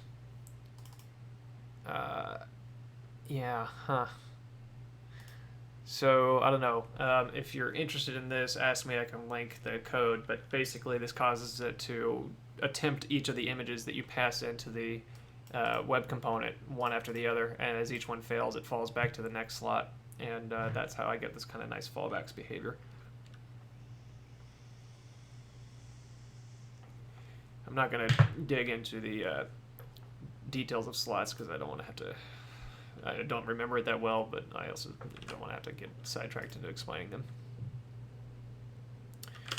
Okay, so that's that. So now I need to update the rendering of, let's make sure that deletion works. Okay, it should have, okay, did not correctly delete. So let's check on that. Close you, open you. On click remove. So the filtering doesn't appear to be working.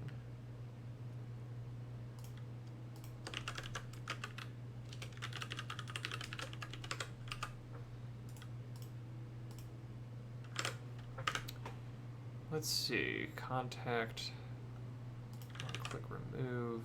Ah, okay. Couple of problems on this.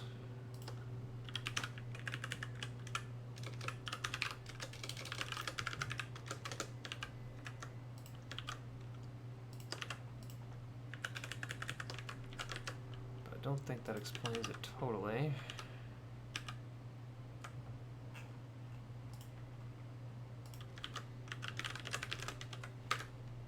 Oh, it should be. I'm getting my Boolean logic all wrong today. There we go. It didn't update though. Why didn't it update properly? Let's see, because I need to await it. That's why.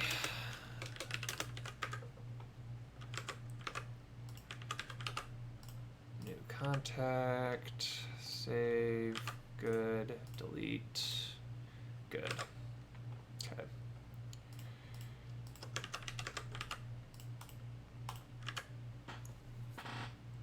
Alright, now let's add the time tracker as well.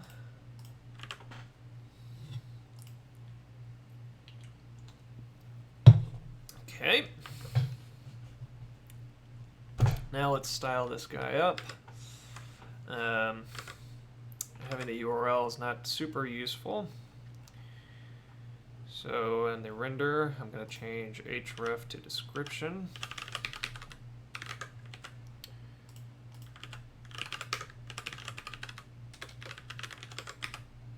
Okay, and then the fav icon, also not terribly useful. Let's see if thumbnail rendering works. It does, great.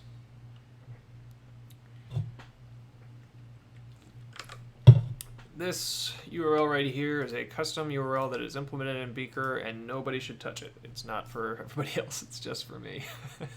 I don't know if I can get away with actually making this publicly usable.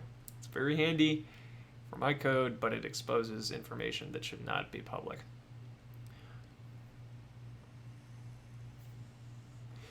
Basically, I have a URL scheme called the asset URL scheme that works like this. So here I am looking at the URL. If I prepend asset thumb, it gives me the thumbnail.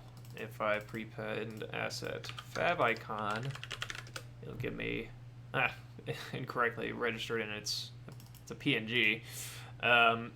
And I use that for UIs like the library. It's really handy. The problem is that it basically it exposes the fact that I have those assets available, that I have a thumbnail for like Paul Frazee or a fav icon for it, which means that I visited there, which means that it leaks out the fact that, leaks out my visiting history. So I don't know if I can expose that. And I will probably have to make it so that you can't access it from other code. Okay. Now what am I doing? Fav icon should be thumb, and it should be like 60 by 60 with an object fit cover and a border radius of 50%.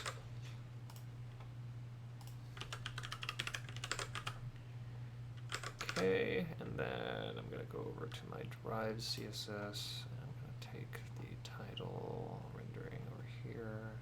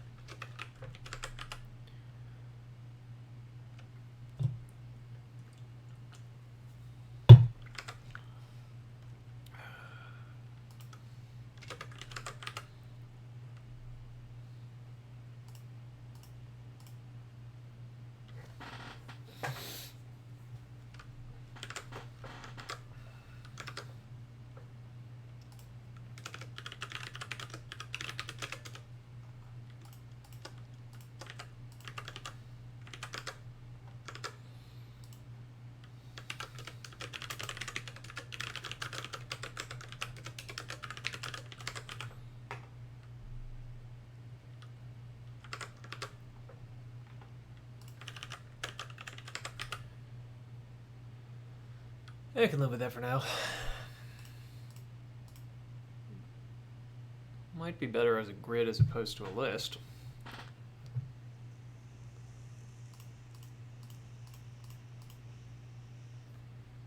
But I can live with that for now. Make sure the filter works. It does. Great. Okay, so that's the address book in the library. Now let's add this thing to the desktop, which is what I call the start page. How's everybody doing? It's 4 o'clock on a Saturday. We're all locked in. Okay. So first thing, bring in the address book component. Next, I'm going to add the nav element.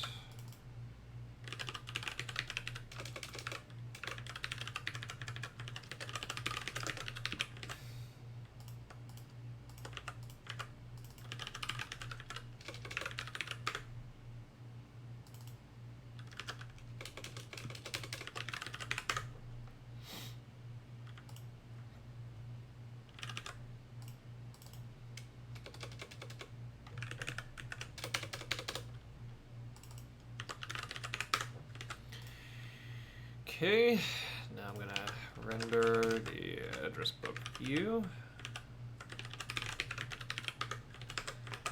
Okay, gotta style it, but there it is.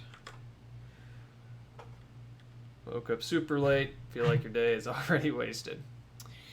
And well, what were you gonna do anyway, right? Not a lot to do in the global work from home that we're currently undergoing.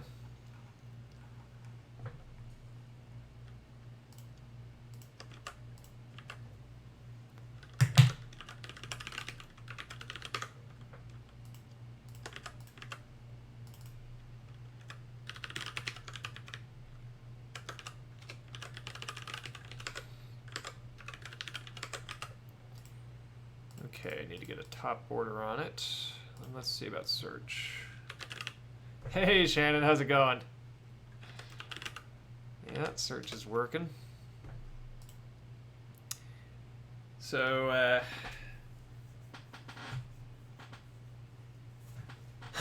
all right. Shannon, you can ask any questions you want in the chat. I can see there's a time delay of like, 2 minutes at most. But if you want to ask any questions, I am always happy to answer them. And we're currently adding an address book to the browser. And I need to fix a couple of styles. So how do I do that border top behavior? There it is. It's a class that I put on it. Yeah, okay.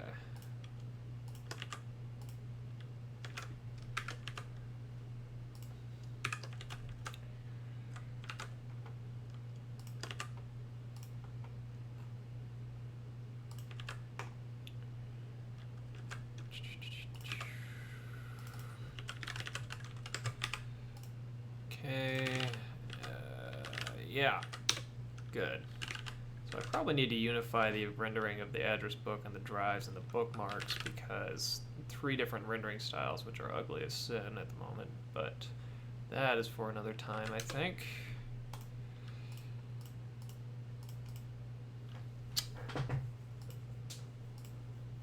Okay, now I just need to do the new contact button. And then we will have all the UI and the data management done, and then we need to add a web API for applications to be able to request contacts. And I think that spacing is a little off. Yeah, just a little bit. Contact, thumb, let's take that back up to 20.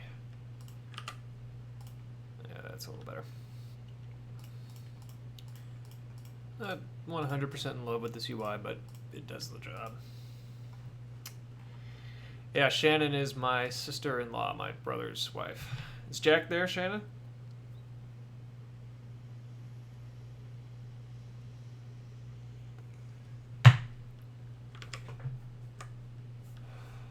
All right. new contact button. Shouldn't be too difficult. Head over here, grab that. Add contact. Jack suggests some smooth jazz. I used to play music while I streamed, and I can't because I kept on getting hit with copyright infringements. I could play your music. Why don't I do that? 1 second. SoundCloud and Kick Up Dust.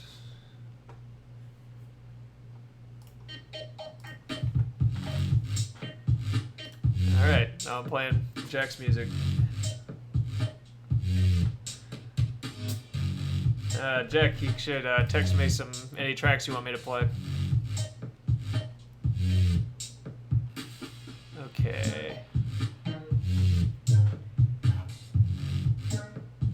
So we got add contact pop up, and then button is on click new contact. Great, got the legal squared away.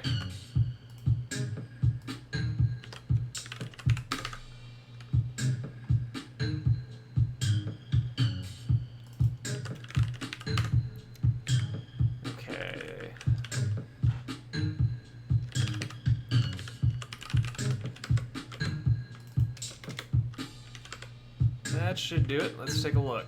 Address book, new contact. Okay, and we'll grab video test. Save, done. Great. No problem. Alright, gonna remove these losers. Alright. Anytime I need to put together a video or do a stream, I steal your music every time, dude. I probably shouldn't admit that, but... Alright, he's sending me more songs, so... Are we still playing your music? Let's see if it's jumping to other people. Yeah, no.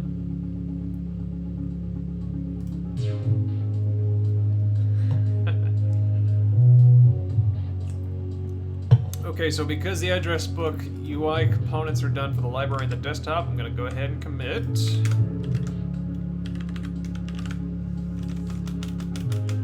Alright, looks good.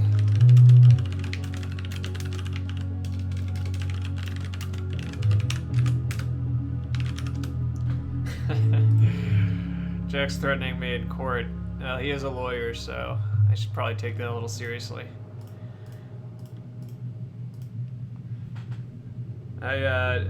Jack, I don't know what you're talking about. I never got any notice. If you have any documents you should be sending me, I didn't get them. Okay, so address book UI is done. Now time to define a new web API. We've sketched out this web API already.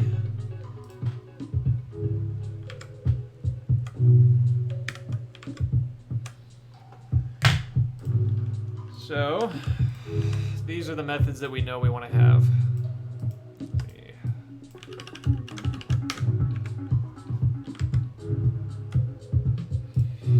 So it's going to be beaker.contacts, and you got two methods for getting a contact: request contact and request contacts. One plural, one not. And then request add contact be a method for opening up a pop-up to try to add one. So that answers your question a little bit, Michael, is that we're going to have an API where you can ask the user to add as a contact, and that'll be one way to do, you know, like have on your personal website, like add me to your contacts list, press the button, mobile comes up to do it.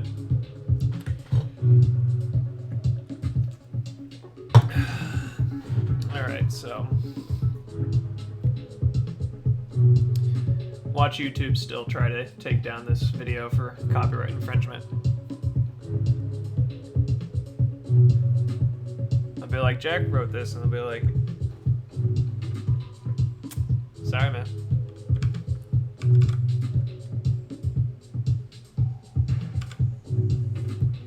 Okay, time to Make a new web API. Easy peasy. So the way that web APIs work, I had to understand a little bit about how Electron works. It's not entirely different than the client-server architecture of any normal web application. There's a background process that runs persistently and acts as kind of the main controller, sort of like a server. And then each UI main process, sort of like you do in a web server where you send HTTP requests, but in this it's just an unstructured message. So I have to export this API using a messaging channel. And because this is a privileged API, it'll be scoped so that only UIs that are from Beaker are able to access it. No, I take that back. This is an external API, so this is public.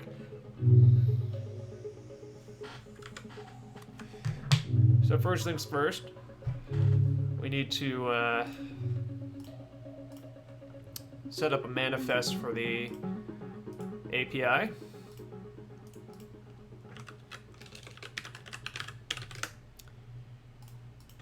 Very simple little structure where you just declare the functions and their return type.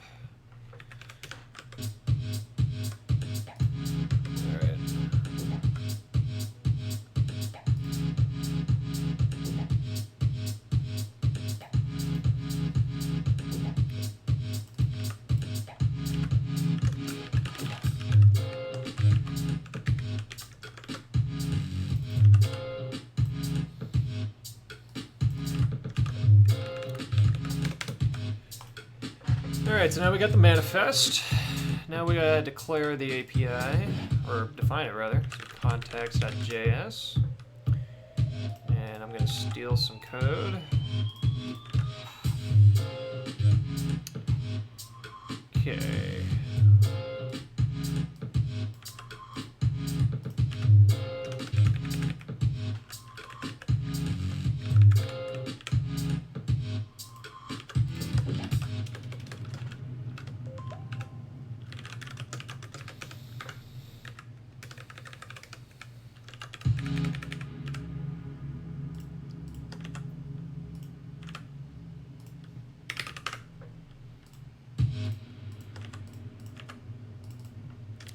So these JS docs that I'm putting in the code here are actually pretty neat. I'm going to get into them in a second, but you'll see that I got some red squigglies here. That is very, very fancy stuff. Very, very helpful stuff. Basically, I've got this thing rigged up so that my JS code is run through the TypeScript compiler, even though it's not TypeScript. And rather than using TypeScript, we use these JS docs to annotate the types of the functions. As a result, I'm actually able to get really accurate type checking that is done inside the IDE for me. I use this a lot. It is extremely useful, and I think I probably explained this in every live stream I do. And so I'm going to define a object structure, type define object. All right, and what is this semantic that I use on this?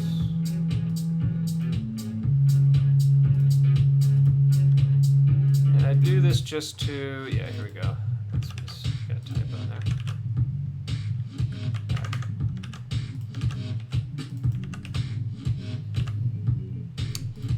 Beaker contact public API contact record.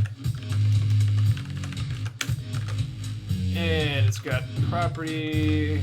Property, is that right? Prop. Anyway, doing this just helps me make sure that I don't mess up my code. It helps me a lot. Strongly recommend it. It's like 95% of the value prop of TypeScript, but without having to do TypeScript. I really like it. Okay. Let's do URL.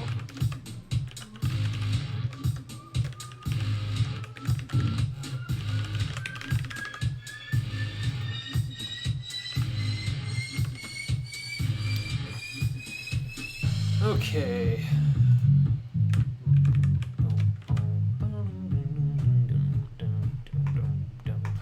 Alright, so we're gonna want modals, we're gonna want file system, and I think that's it. Is this Jack? No.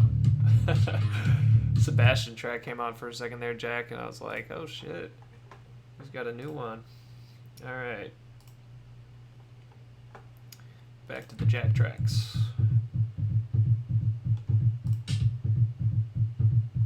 We're listening to some music that my brother has produced.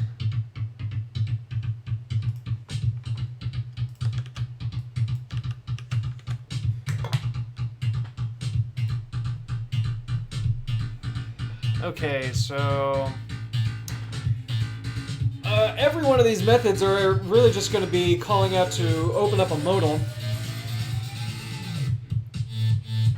and then returning the result. So let me grab some of these, copy and paste some code for doing that. Let's see here. There we go.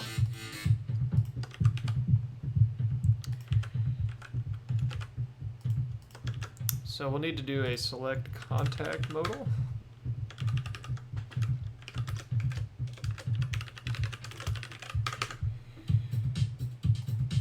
And I need that error type, so let's grab that real quick.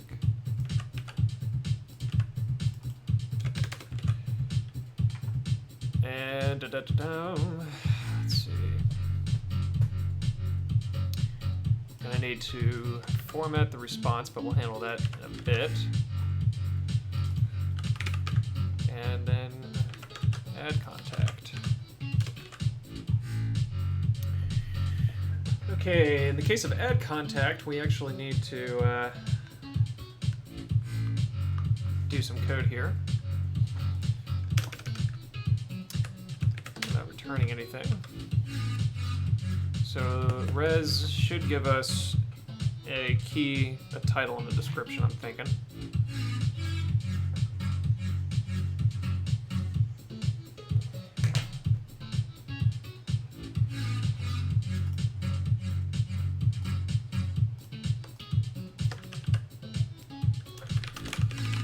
So this will be a similar pattern as before, where we load the address book, add or update the contact, and then save it again. So let me steal that code. Somebody's DMing me on...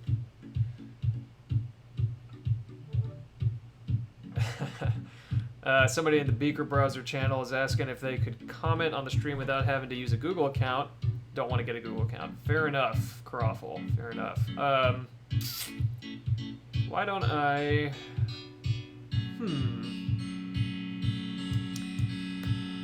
I think I could probably keep half an eye on the IRC stream, so you could talk there. So let me pop out this tab.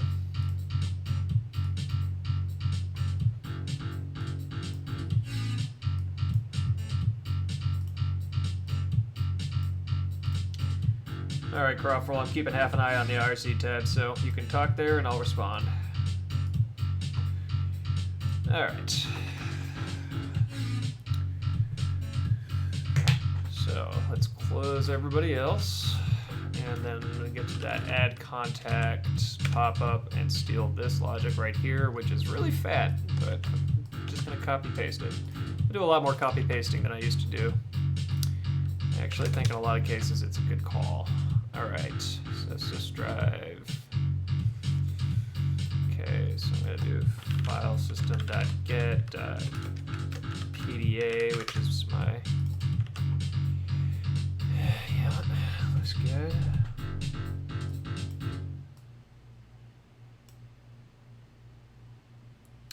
It's all good, Crawford. Just, yeah, it's no sweat for me to keep half an eye there in the IRC channel. So, yeah, feel free to ask me anything. Why don't I also paste in the URL?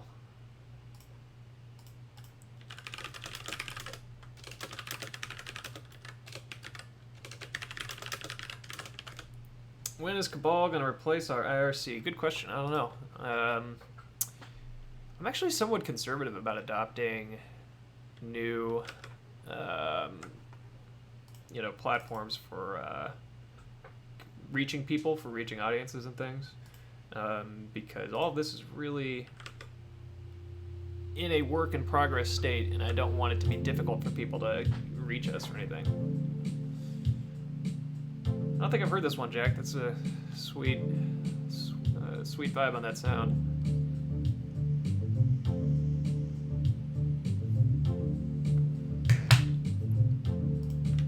Okay.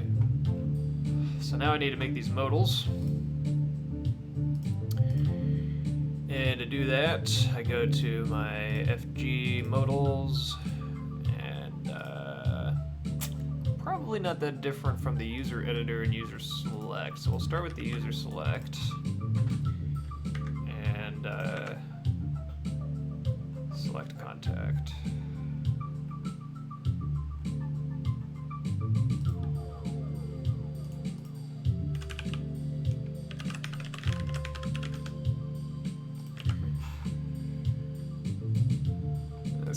Nice.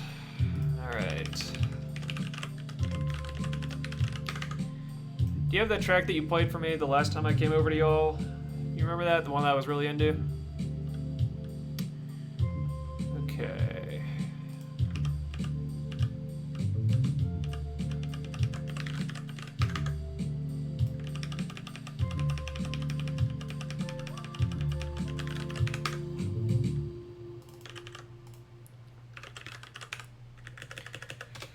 So a lot of UI work. Unfortunately, not the most interesting stuff to watch, but you gotta do it. This is, you'll notice that basically all of the, everything about Beaker is web platform stuff. So I'm just doing HTML and JS. I still plans to have send message to peers of a DAT hyperdrive feature.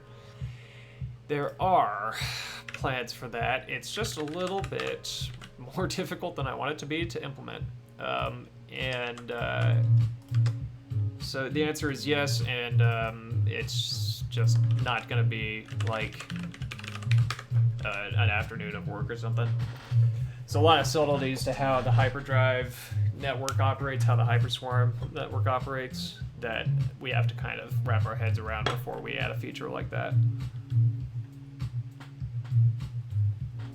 For example, last time I talked about this with Matthias, you know, I drilled it down to, all right, what is it going to take for me to just piggyback the replication channels to send messages to peers if I'm just doing what we used to do with the DAT peers API?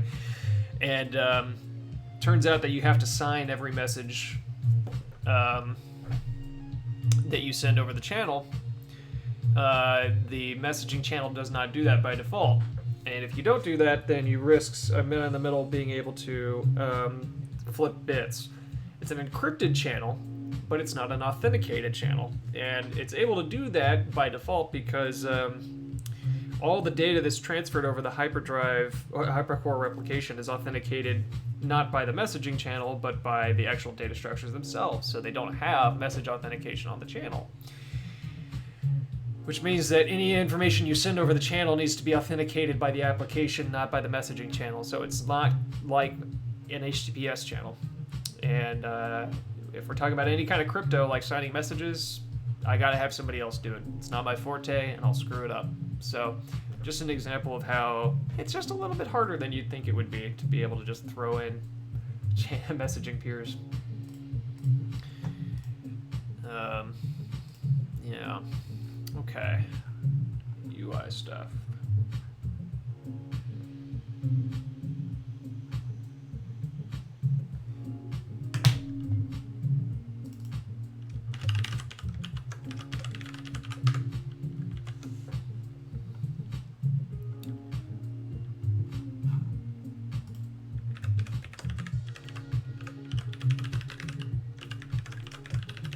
So this modal gets created by the web API call right here.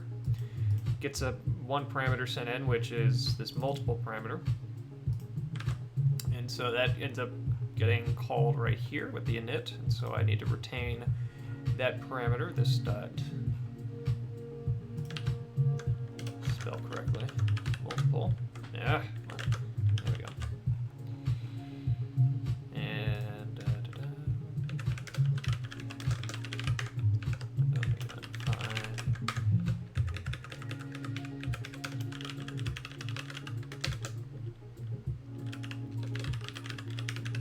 Okay, so do I want to pass in the contacts? Yeah, why don't I do that? So rather than having it load here, I'm going to... Yeah, I'm gonna do...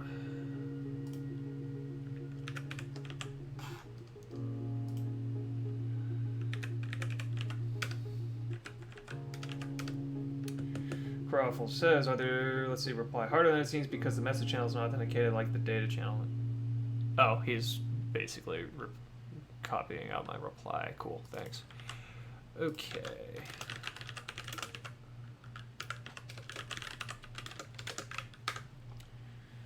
So I'm going to pass in the contact list into the modal so I don't have to load it there. Good, good, good, good, good. If it's multiple, then I'll put an S here. Okay. So I'm repurposing a create user session API, or modal rather, that is no longer something we're deprecating. So okay, that'll need to update, but you can't create contacts from here, so we'll remove that. Yeah, I'm not gonna have that. And then yeah, okay. That might be interesting for others viewing logs. Sorry for the confusion. Not at all. That's totally cool. Okay, let's get the description in as well. Okay, so I need to update the selection code to be able to handle the multiple mode. But before I do that, I just want to see if the thing works. All right, Jack, we're out of tracks. You got any more for me? That last one was good. All right, let's see. That all looks fine. Okay. Okay, so then now I just need to go to the front end part of the web API's mechanism and add this. Actually start from the back end and export it. So here's where we export all of our web APIs. That's out.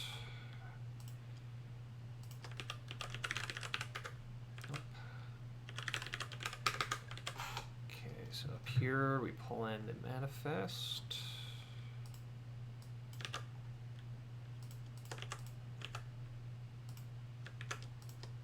Ooh.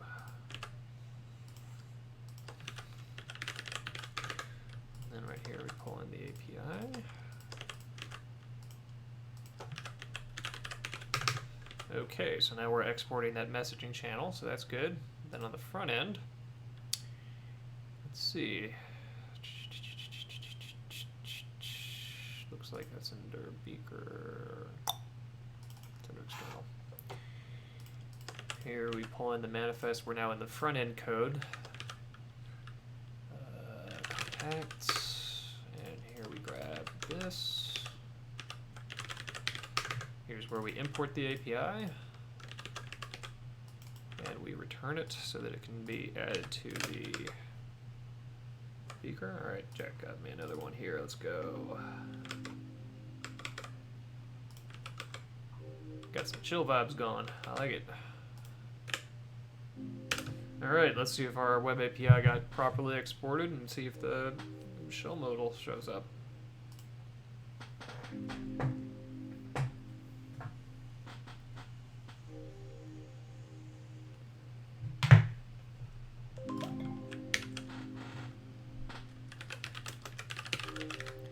Okay, beaker.contacts exists. Got our APIs on it, so that's good.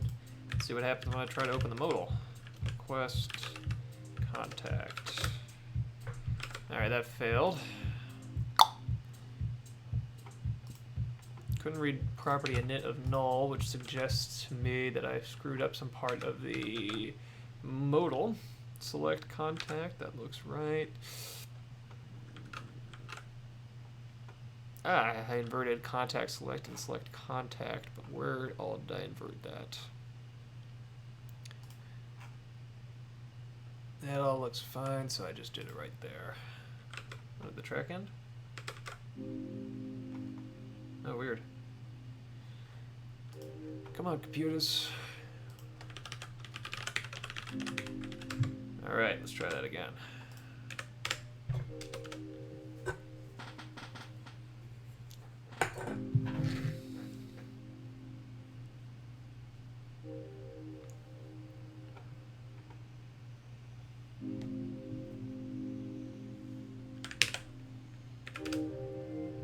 Alright.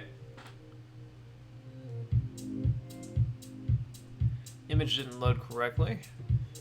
And we got some styling to do. But we're off to the right start. Alright. Now why would the image not have loaded correctly? Maybe because the URL is incorrect. Cool. Alright, so first things first, I'm gonna re-enable context menus on the modal so that I can inspect things. Next, I'm gonna see if I can't figure out why that failed. I'm guessing because it used .url. Yeah. That should be .key. This is cool, Jack. I like this a lot. Alright, so let's try it again.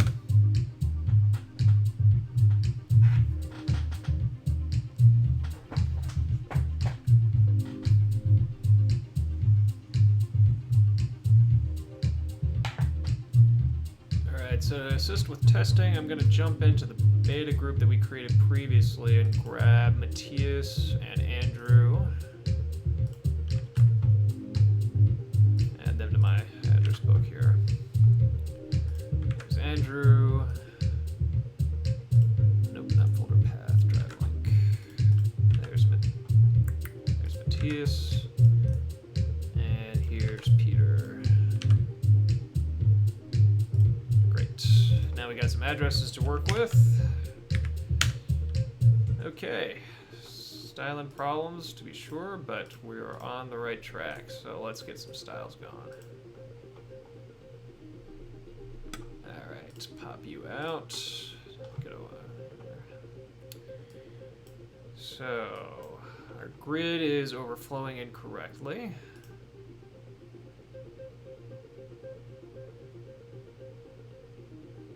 Might be because the size of the modal is wrong, and it is a little thin, so let's start with that.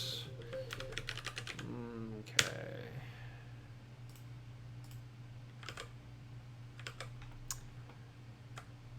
Next track. Alright, so this is our, yep, okay. So change the default width of the select contact modal to be, let's change it to 600. Just a little wider.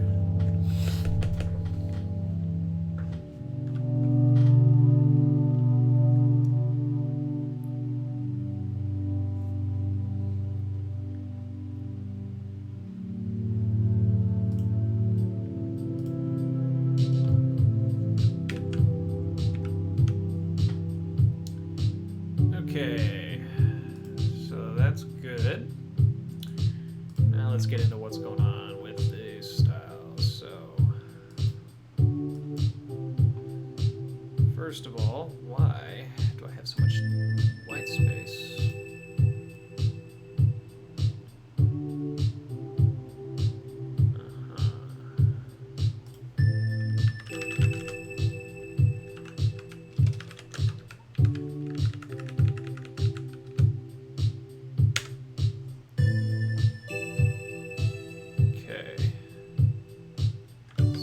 Let's take the padding off the left and right.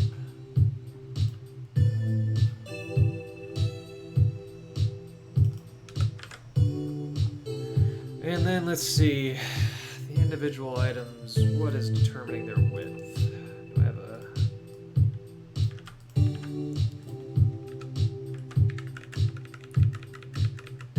Yeah.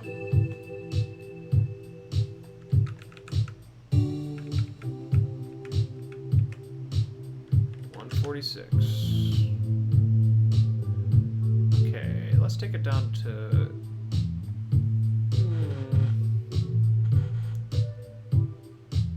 let's start with that. Let's start with putting it at 146. And then let's get these images a little smaller.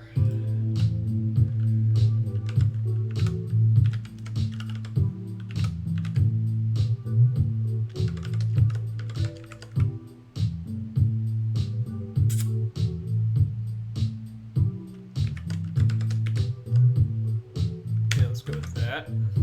80 by 80. Okay, and then let's increase those font sizes just a little bit.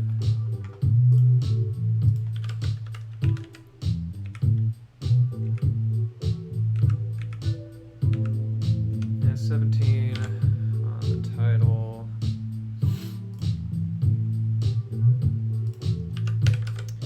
And then what on the description? That's inheriting its font size. Actually, I don't know if we want the descriptions in this grid. That may not work, so let's remove the descriptions. It's gonna look funky without them. Yeah. We might not want a grid on this. We might actually want it to be a list. Yeah, we probably want this to be a list.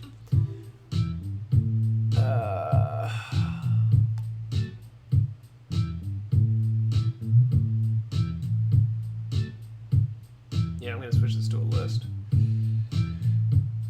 Do I have any opinions on Flexbox? I found it to be pretty nice since I always had troubles with CSS. Seems great for doing layouting for this modal box. Yeah, I use both Flexbox and Grid. Definitely in the CSS world, there was pre-CSS Flexbox and Grid and post Flexbox and Grid, and the post is way better.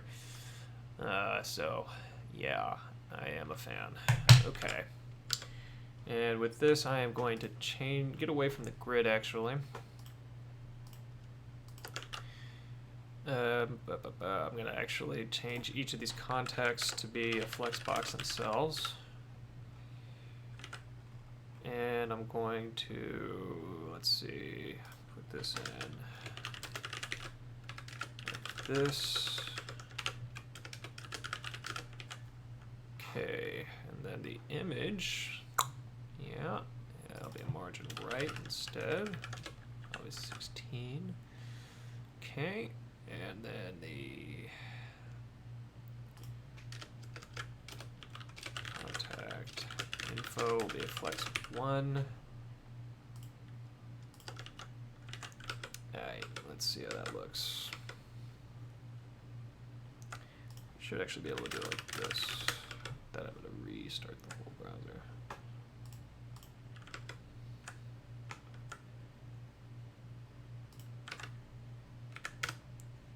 Yeah, good. Okay. All right, little styling to do here. So first things first, we want to align these items center. Uh-huh.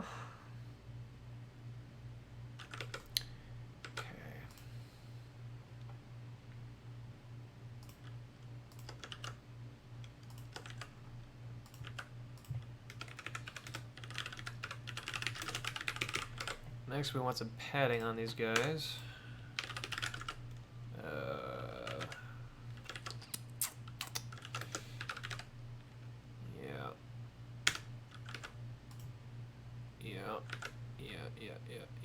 Yeah.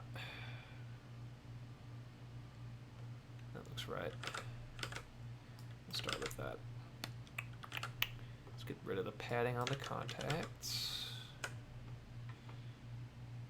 Okay. The images are too large. Let's take them down to 60 by 60 maybe. Yeah, that seems closer to right.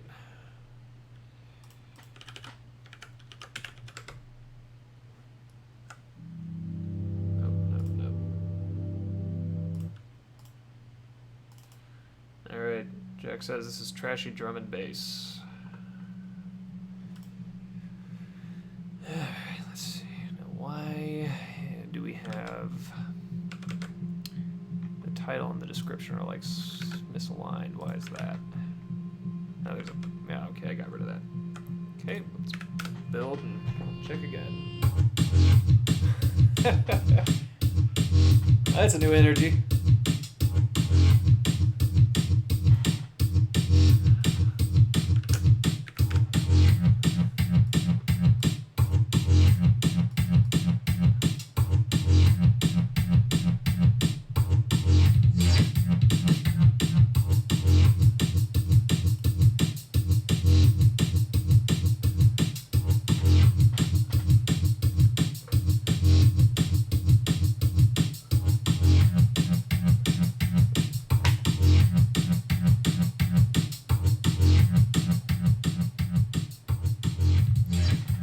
Alright, so these guys definitely need a border separating them. Probably a pretty light one. Yeah, and then I think the top bottom padding ought to be a little larger. Yeah, alright. So let's add that. And then let's shrink everything. Take them down to like 400 pixels. Yeah.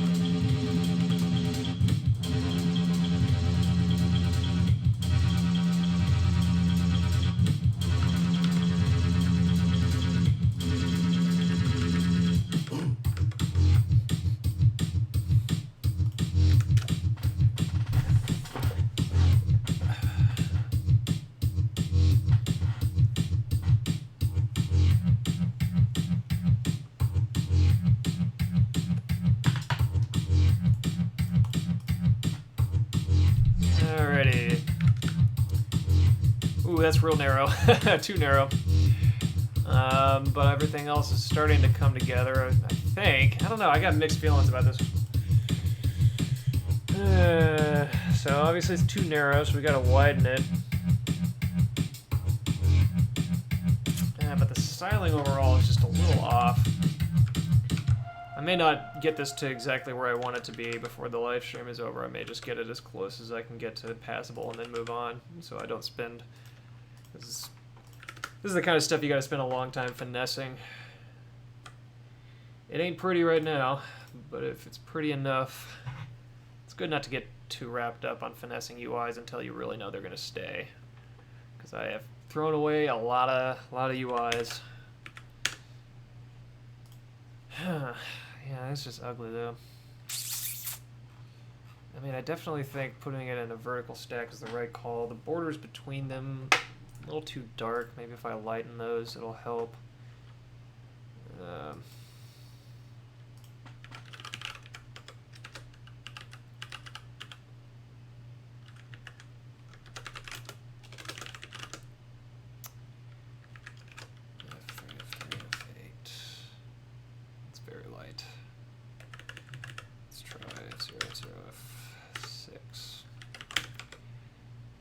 I'm gonna go with that.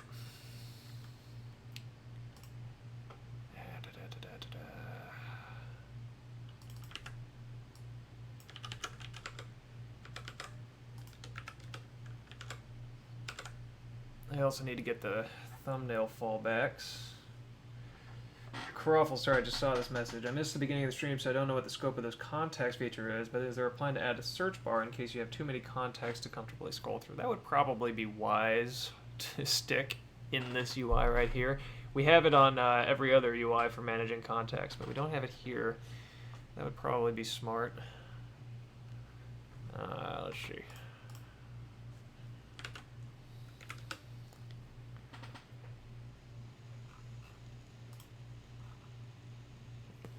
Probably ought to alphabetize them as well.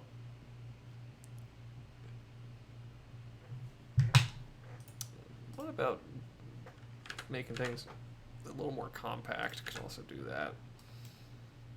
So like take this down and take the images down to like just the size of the text. Yeah, actually I like that a little better. And then I'm gonna, what if I take this border on the title and lighten it up?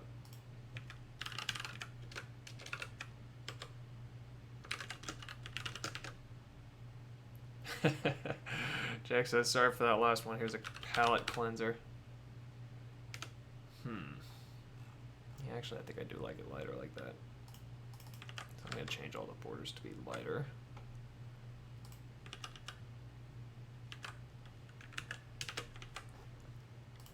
This one's called Danger, so I don't know how much lighter this could be. I'm not going to do the filter or the search on this UI yet. I'm just going to leave that for later. Like I said, I'm going to keep things scoped down to more manageable dev load for the moment. Oh yeah, a little more chill. I dig it. Okay. Yeah, I don't hate it. I can live with this for now. Double border at the bottom is a little ugly. Should take off the border on the last item.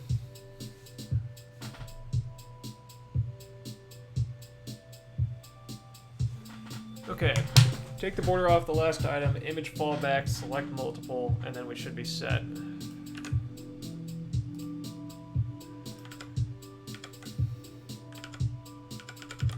Alright, so contact. It's gonna work as the last child, it will. So contact last child, border bottom is 0. Now, am I able to... I don't think I'm able to import my image fallbacks tool from this location, so I'm going to have to copy it over.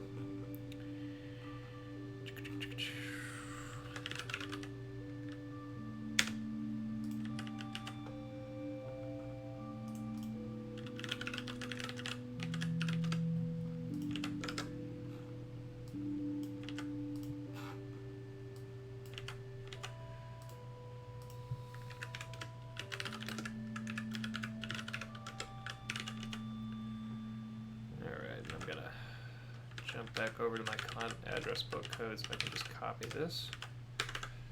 And it should be... Oh no, I used it in the ad.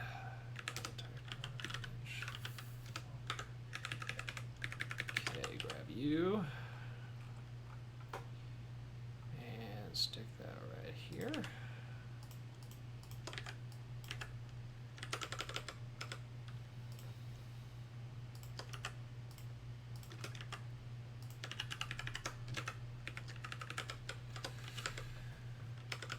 Alright, Jack, if you got any more, feel free to send them on over. I'm going to jump over to the SoundCloud of Brian Carlson. Brian Carlson, fun trivia, lives in Austin, friend of mine. He's the guy that created the Postgres module for Node that everybody uses. It's kind of his big claim to fame. And he also produces music.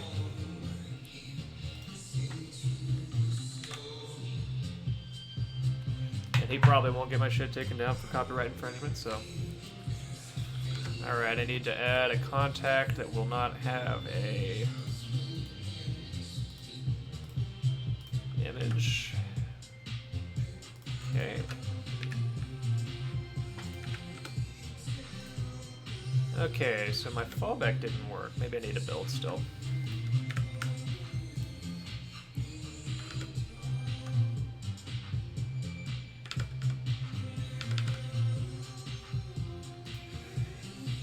Okay, let's try it again. There we go. Alright, but now we're overflowing. That's not good.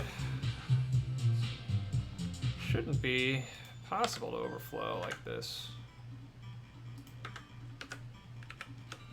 Code should be correctly protecting against that. Ah, shoot. Don't want to write it right now. Alright, let's change the default height.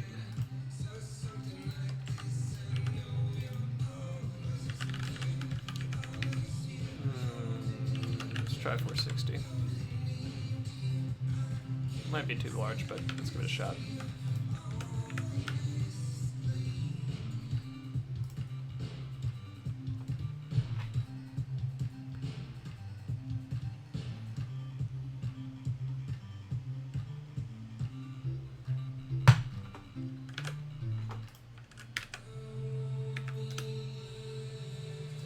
Okay, something's off. Because that did not fix the problem, which tells me that my code for choosing the height is wrong. Let's see, what's the height right now? 407. Definitely something's wrong. Let's see.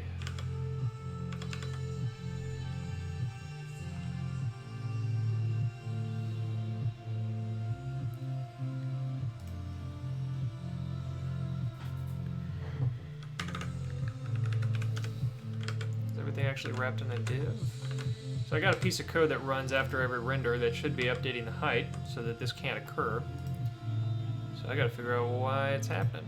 407. Let's see what size it's reporting.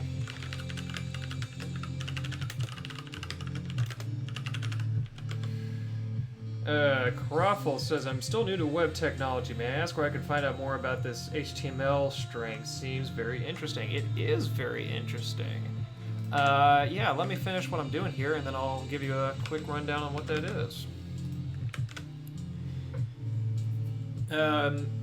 So the primer for HTML, that HTML string it's a kind of string called a template string, which is in the past 3 years was added to JavaScript. I want to say it's about 3 years.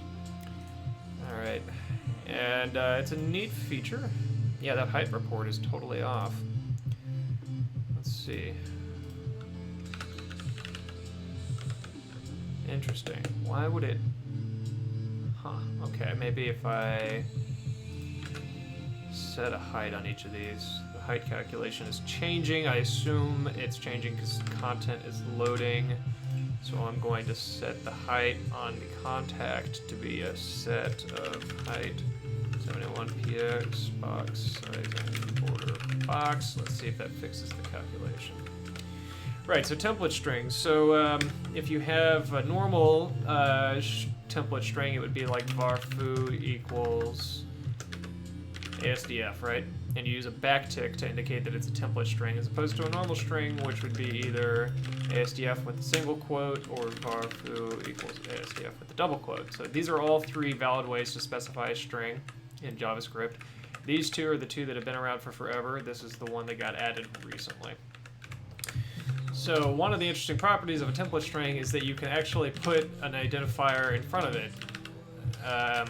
And it is actually a function that you're putting there. And anytime there's an identifier in front of the first backtick, it's actually going to call that function, so it would call bar, passing into it information from this backticked string.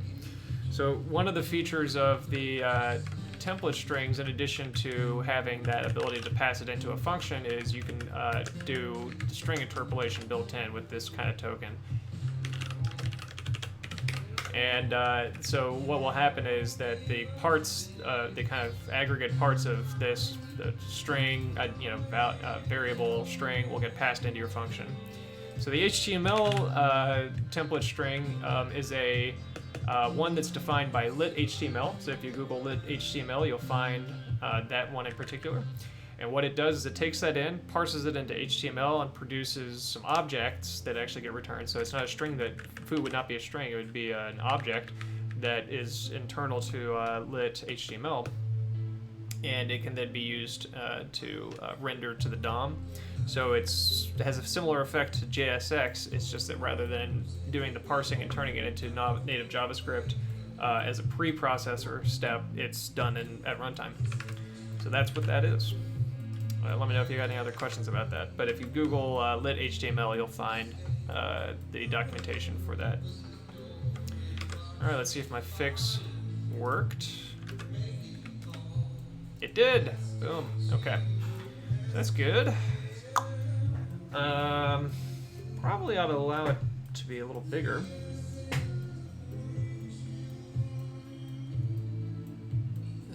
Yeah. How big should we allow this to be? Probably about 200 pixels more. So we'll set that to 5.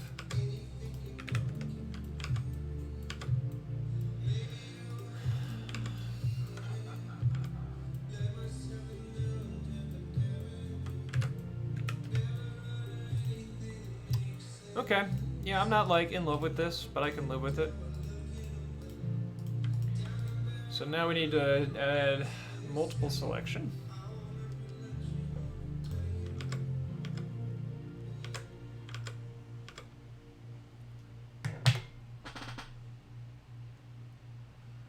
You bet, Crawful. Yeah, it's actually really interesting. You can use it to make little DSLs and stuff. It's pretty neat. Definitely a nice feature that they added to JavaScript.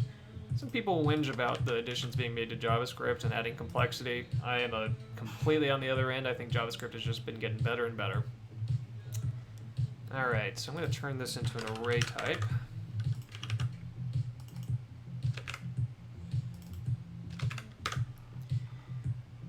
And then selected would be if this .selection includes the contact.key.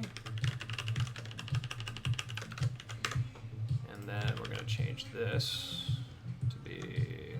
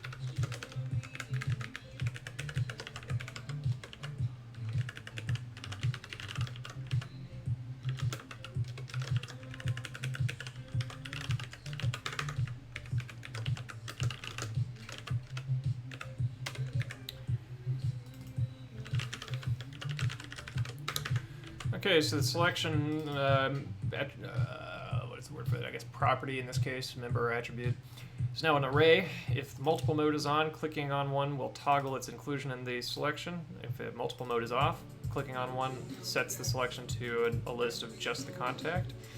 Then whenever it's time to resolve, it'll be a contacts this .selection.map, and we're going to return out of it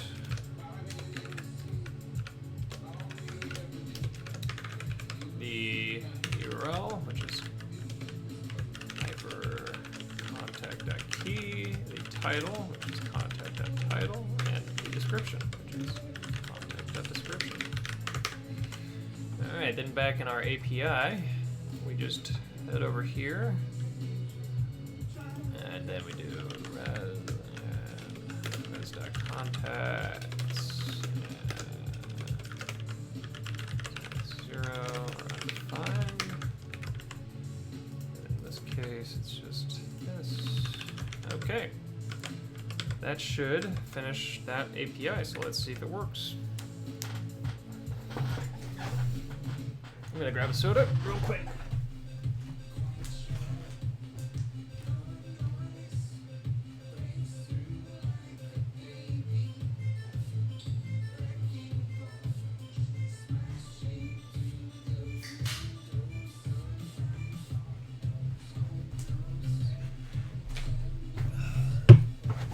Alrighty.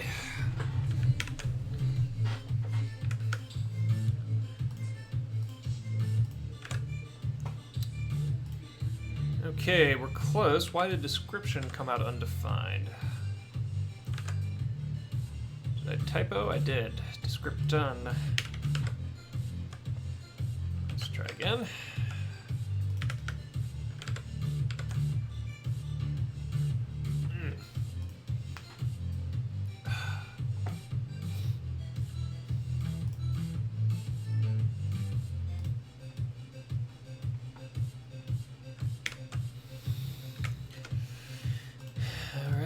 So there's that.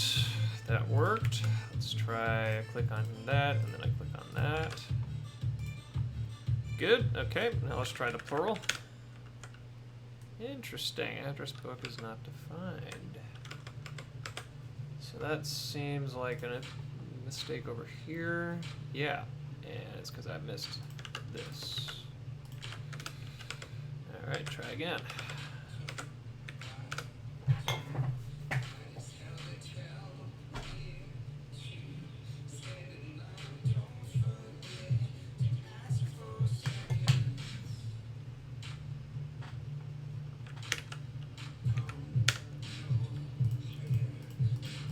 Okay, so clicking isn't working. Let's see what's going on. So there's no error getting thrown, so it must be something wrong with the logic. Oh, I know what's going on. So I mentioned earlier that you declare properties in lit elements to be automatically tracked whenever they mutate. Works great, except that unless the property, it's you get into like the weirdness about JavaScript and value types versus objects, where if I mutate the values within the object, lit.html won't detect a change. So in this case, I'm actually rebinding the value of selection, which causes lit.html to notice, because I believe it works by wrapping it in a getter and a setter. In these scenarios, it's not noticing. So the way to deal with that, I have one of two options. I can either turn this into an assignment in a kind of a immutable data way, or I can just do the other thing I'm going to do, which is just manually request an update.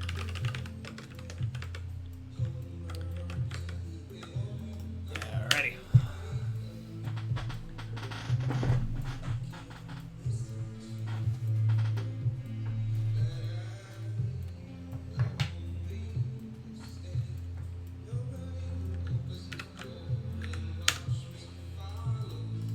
There we go. And interesting. Oh yeah, okay, that's other stuff. So there we go. That's that API done. That's good. So request contact and request contacts are now implemented, and now I need to implement one more method, which is request add contact.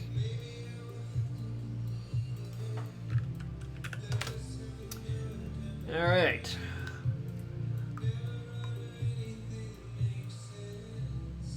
This one should be pretty straightforward, actually.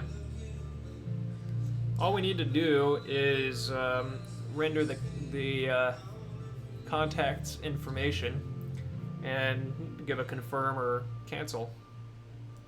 And then the rest of it's written for us. So step 1, validate the URL. Step 2, pull the hyperdrive's metadata. Step 3, show the modal, and I gotta implement the modal. Okay, are we repeating on music now?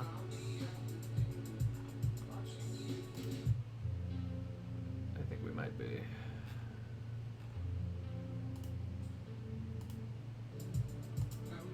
What is this order?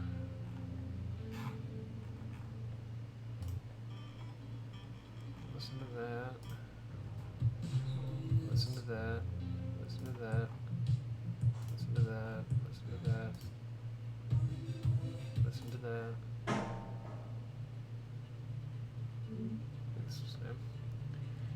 J-Bub says, thanks for doing all this work, watching the live stream. Interesting insight in how you work. Question though, no unit tests, huh?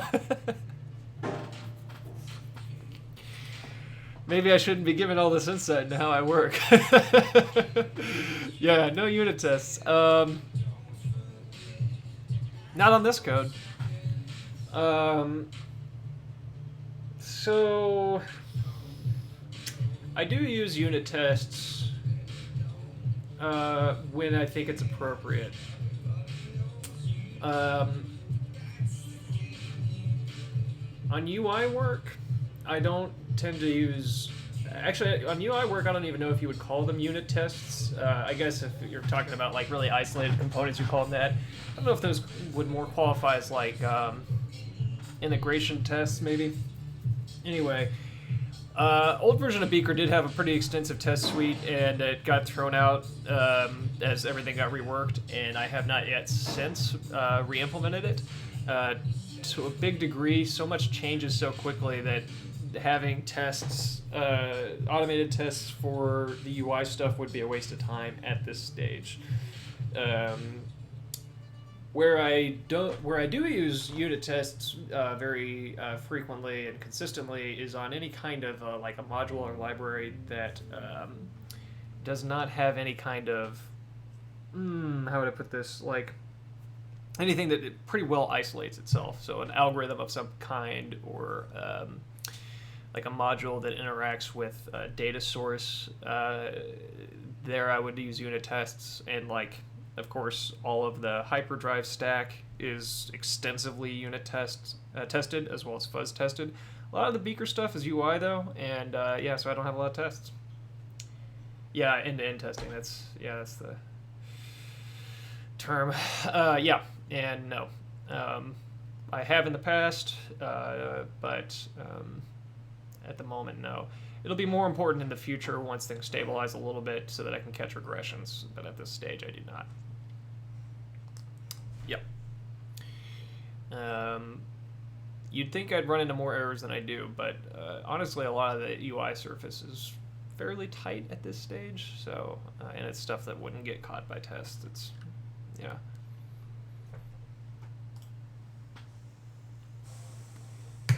Okay, back into it.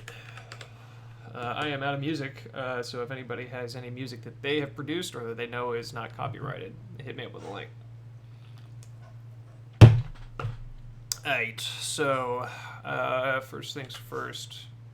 I think it might actually be easier to fetch the contact metadata from the modal because of how the APIs work, so I'm going to just do it from there.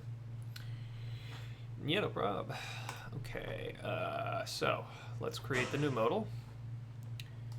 I'm going to close everything to the right there, and I'm going to use this as our template. So add contact.js, add contact modal info. It's going to be an object.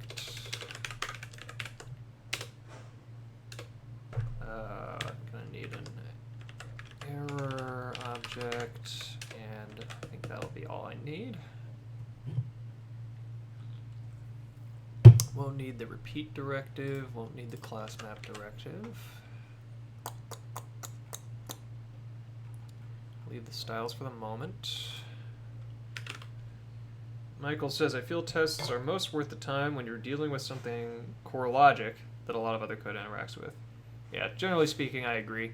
The other time that that's one time I agree. Another time that I agree is when your mechanism for interacting with the code as you develop it, sometimes, if you're dealing with something that is really pure, like algorithm or something like that, you're kind of in a zone where like unit tests can almost be just as good as having a REPL to, you know, develop it and actually just do your live testing. So that's another scenario where I find tests to be a much more comfortable fit. But when it's UI based, you know, you're seeing the results immediately, so you don't really need that.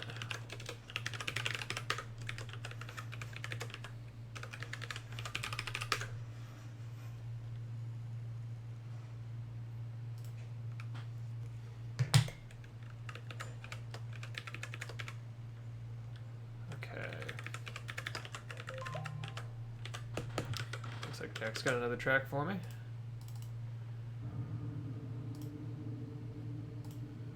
Ooh, starting out spooky. Okay.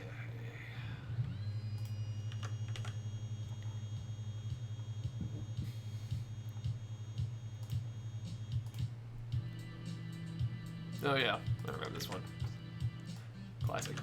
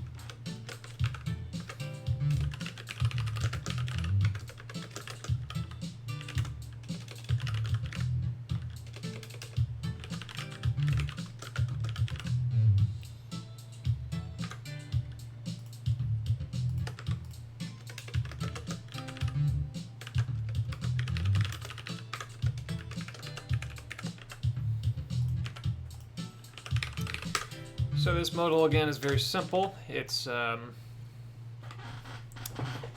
just find going to be passed a URL. Want to load the information about the URL, and then render the loaded information and render an error if I failed to load it, and then give them an OK or a cancel. That's pretty much it.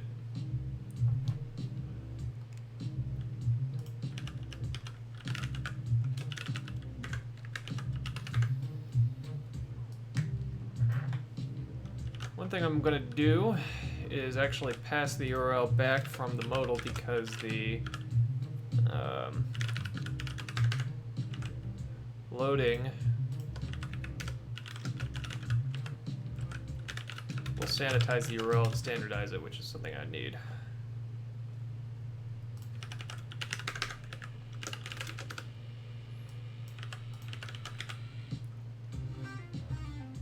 Oh, cool, Jake. That's a new one.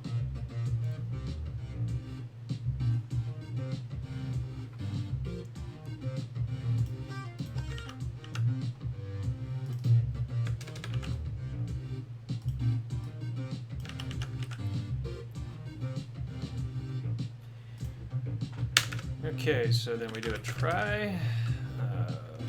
This.info equals await bg.hyperdrive.getInfo parent.url, and we catch this.error. That's a good one, Jack. You gotta give that one some more love. J-Bob asks, why initialize some properties as type null and others type undefined? Good question. It is inconsistent, and it is not on purpose. Any time that I initialize to null, nowadays, it tends to be because it's a carryover from old copy and pastes. About 4 months ago, I switched from making my initialization always be undefined. If I'm putting it in an undefined state, that's kind of what undefined is there for. That's what it's supposed to mean. So I kind of see null as being sort of like an intentional, like,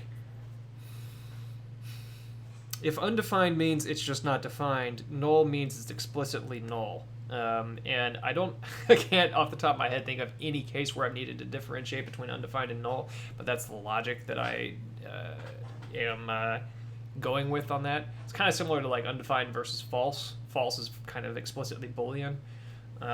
So yeah, that is not intentional. That's just a carryover from old code.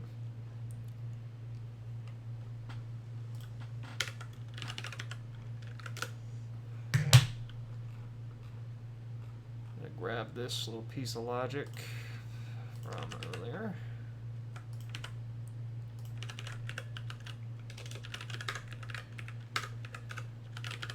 Okay, and then that should cover almost all of that.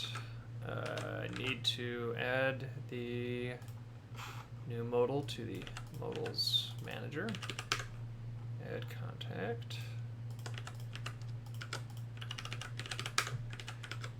And then I need to update this API to use res.key.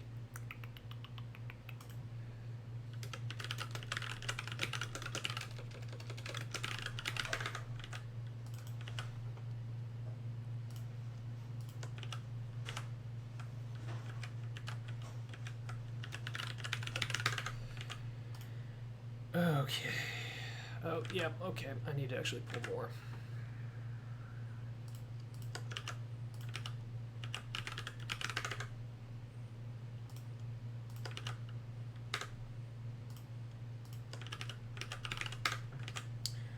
Cool, thanks. We're mostly doing null if it's something we're expecting to be actually get set later on, kind of like the inverse of what you're doing, but hey, it's a free world.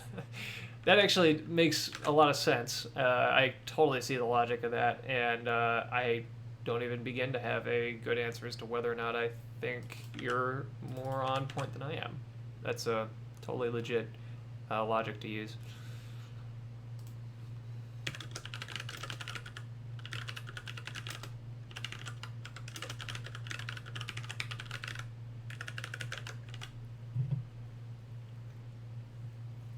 I guess the one thing I can say about the approach I'm using is if you explicitly set to undefined, the property will exist on the thing, but that's not terribly helpful. That means you have to use like a property name in object to detect whether or not it's been explicitly set or not.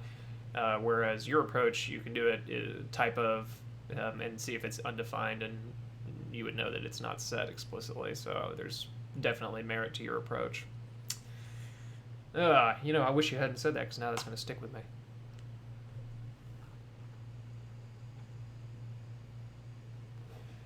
Okay, that's what's wrong. That's title. Description. Okay.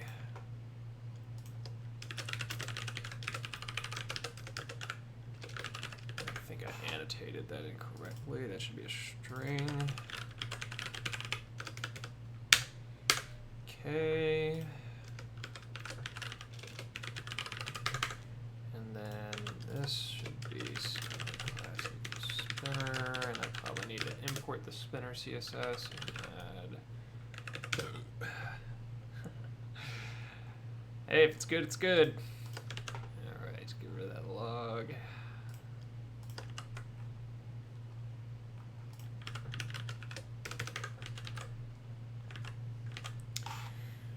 And let's see, is the spinner, yep, need to import the spinner CSS.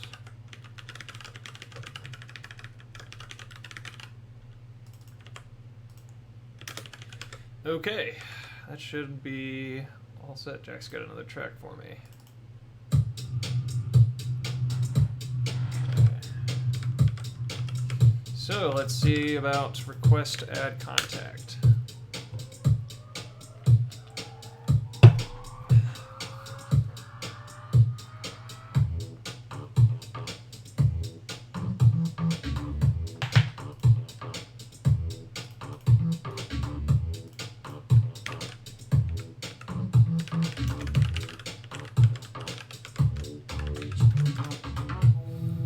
Okay, that failed. Why did that fail? Objects. Wow, that just blew up hard. What went wrong there?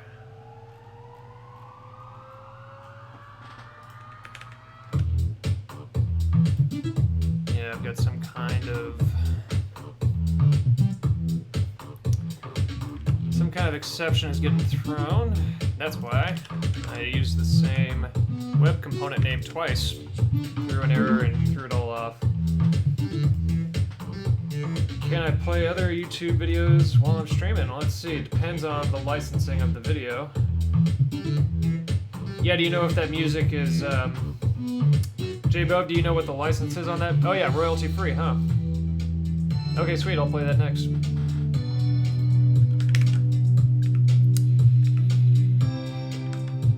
J-Bub is suggesting some royalty-free vaporwave tracks, and I hope it should be clear from the aesthetic of my editor that I'm on board with the vaporwave. Okay. We're pretty close. Got a random bracket chilling out there. None too difficult to fix. Alright, so where's that random bracket hanging out? There it is. Solve that. What else? It should be add contact. And then let's update the styling here. Probably want that image to be a little larger in this scenario.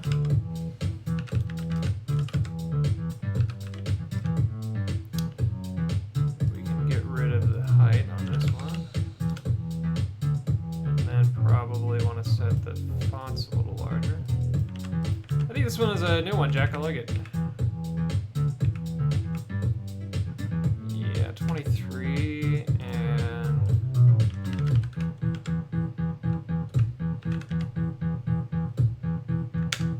yeah, let's go with that. So 80 and 80.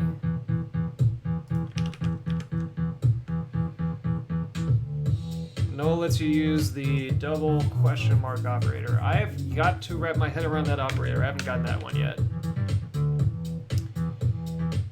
Eric asks, how can we be a part of the beta test group? Eric, shoot me an email. I have a running list of people that have asked to be a part of the closed beta, and so I'm just working my way through the list.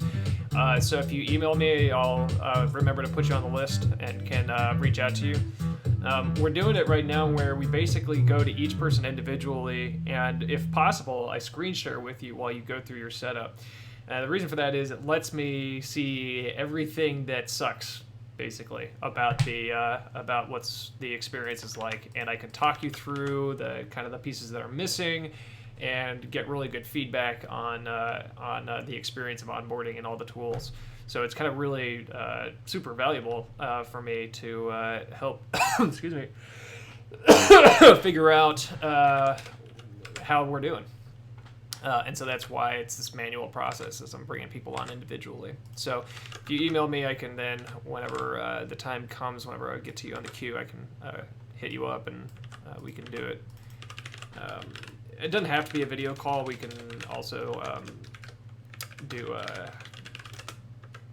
just chatting while you try it out. But the key is that I can get a good channel with you while you're talking and get good feedback.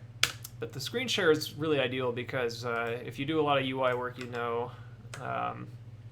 there's nothing better than actually watching somebody try to use a UI. There are all sorts of things that you don't expect them to run into that they do. Okay, so the sizing got screwy. So I do need to set a height on the contact. Height should be 100. How about that? And I should also have a border on the bottom.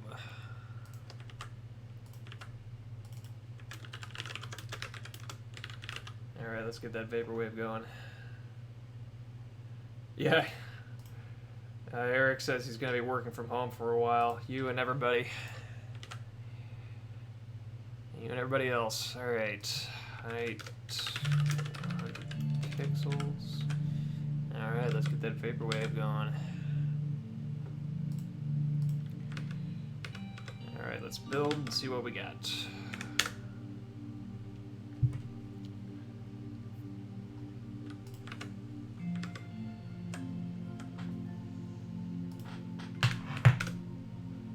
Alright, looks about right. So let's see what happens when I hit OK. Nothing. Yeah. Good, because I'm already in there, so let's delete it and try again. Okay, and then there I am. It works. Now let's see what happens when I give bad URLs. Okay, so that error is tiny, so let's fix that. So first of all, let's set the font size to 23. Spacing of 4.5, 1 pixel padding, 10. Okay, maybe it shouldn't actually render the error because this API is called by an application. So actually what this should do is just abort immediately and pass that error back up to the caller. So I'm gonna get rid of this and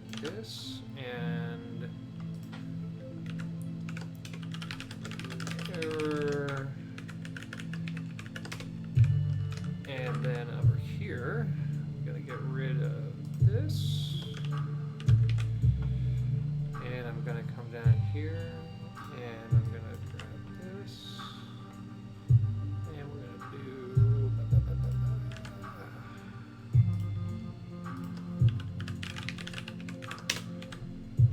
Alright.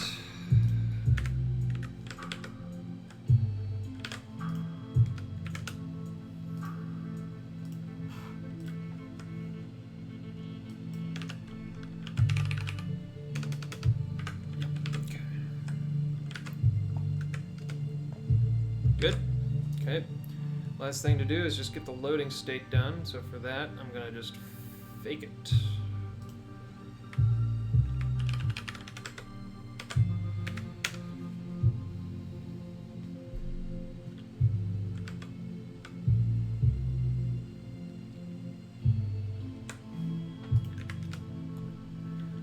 Okay. Shouldn't be too hard.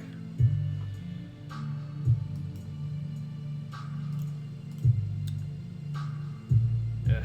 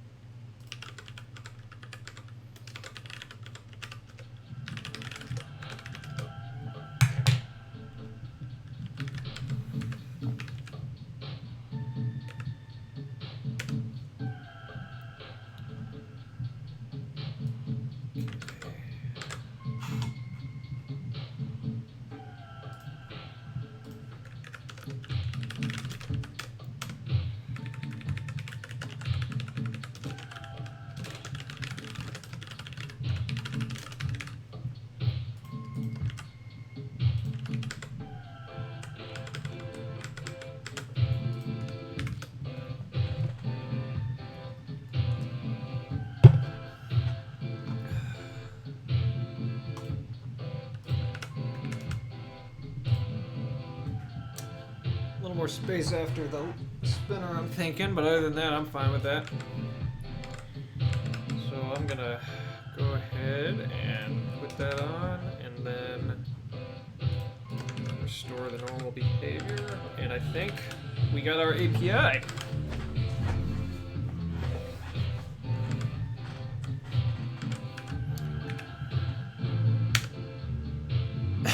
No, I dig it. Okay. Let's check that image fallback real quick.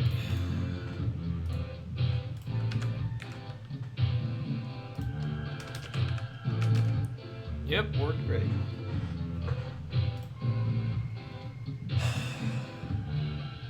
Okay. That's our web API. Beaker.contacts. Let's go ahead and commit. Alright, so we gotta remove that. And let's review before we commit.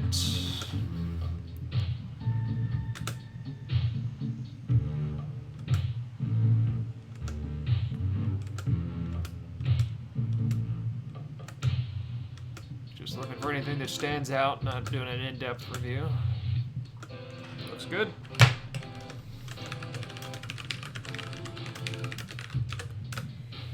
All right. So that is the address book in, so that's good. Could add something over here like an address book item to that listing. I'm gonna hold off on that for now. Let's take a look at my to-do list.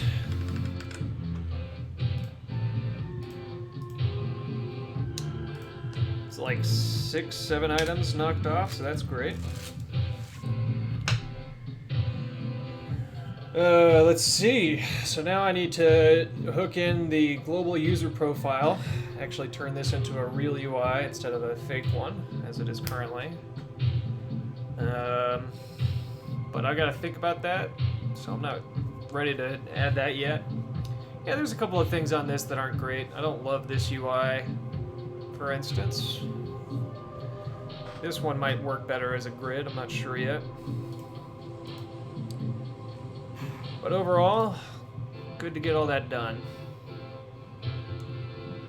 So I think I'm going to call that a stream, but before I do, as always, I'll give just some time for any questions anybody has before we wrap up. So if you've got any questions, feel free to ask. Now's the time. While you do, I guess I'll click around, see if there's anything fun to share.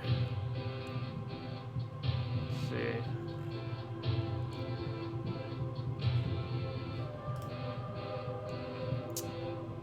Project I was working on. New drive info sidebar there. Stole that UI. Little animation. Decided to make it kind of a hacker aesthetic over there. Why not?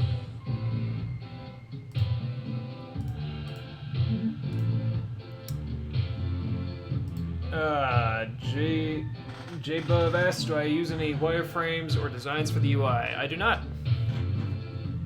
I do all my prototyping and design in HTML and CSS.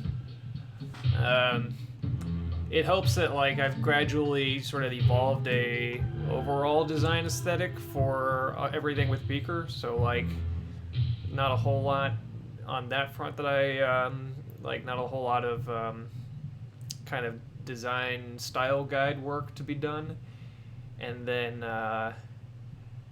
from there, honestly, sometimes rarely I'll open up Pixelmator, which is kind of like a Photoshop to like move around elements to do some high level thinking. But usually, honestly, I'm pretty fast with CSS and HTML, so that's how I kind of do my prototyping.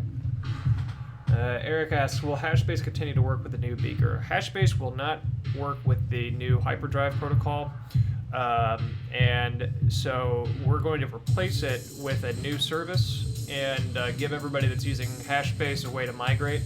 But Hashbase will stay online for a while, continuing to use the old DAT protocol, yeah, we'll have a equivalent to Hashbase, which will probably be called something like Beaker Cloud, to replace it.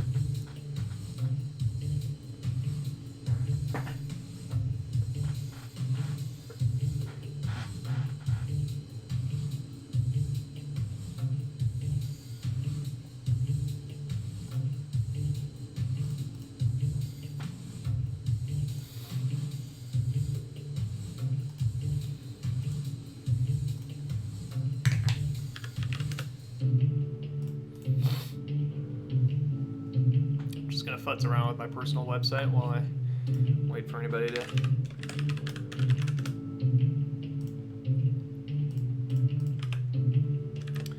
So what I'm messing with right now is something called front ends, which is a way to basically, it's like a replacement for, kind of works like service workers, where if there's a .ui folder with a UI.html inside of it, that gets served instead of the target resource, so that you can basically apply a front end to every page on the hyperdrive. Cheers, J-Bub. Octavian asks, top 3, why hyperdrive is better than DAT? Hyperdrive is the successor to DAT. It's basically a renaming of the technology. We're kind of in the middle of talking through with the community how this is going to go, but we're basically, the DAT protocol is a combination of technologies. There's a technology for finding peers and arranging connections with them that's now called Hyperswarm. There's a technology for synchronizing log structures securely called Hypercore, and then there's technologies built on top of those two. So on top of Hypercore, it's a log. You can actually build a lot of different data structures on top of a log. And Hyperdrive is just one of those data structures. It's a file system built on top of the log. But you can build other things, example being Cabal builds a chat experience on top of the logs. There's another project called Capicore, which uses the logs as a really generic sort of data backing, because there are actually log-based databases out there, such as Kafka, and so Capicore uses that philosophy and builds on top of it, and you use Capicore to build what you call materialized views. So anyway, I'm in the weeds a little bit, but the point is that over the past year, a lot of different approaches for using Hypercore and Hyperswarm together have emerged. Capicore, Arablocks, Mapio, Cabal, and they're all built on the same primitives, but they have some differences in how they execute. And one of the things we've been struggling with is how to call all of these things one protocol, the DAT protocol. It's not really straightforward because getting them all to work in a single environment is actually very difficult. Not impossible, but it takes a lot of time and coordination and resources that we just have not been able to marshal. So what I actually proposed today to the mailing list that we break them all up into multiple different projects that call themselves something different. Okay, so going on at the same time, historically, Hyperdrive and DAT have been the same thing. When you use DAT in the past, internally the data structure that you're using is called Hyperdrive. And in the last year and a half, we've been building a lot of replacement pieces to the stack. Hyperdrive got completely rewritten. A lot of breaking changes that aren't backwards compatible. And so our plan is, rather than keep using the DAT protocol name and try to make it so that both the old DAT protocol and the new hyperdrive data structure work together, we felt it would be, given our resources and time, easier to just go ahead and call this breaking change a new protocol name, so we're calling it hyperdrive.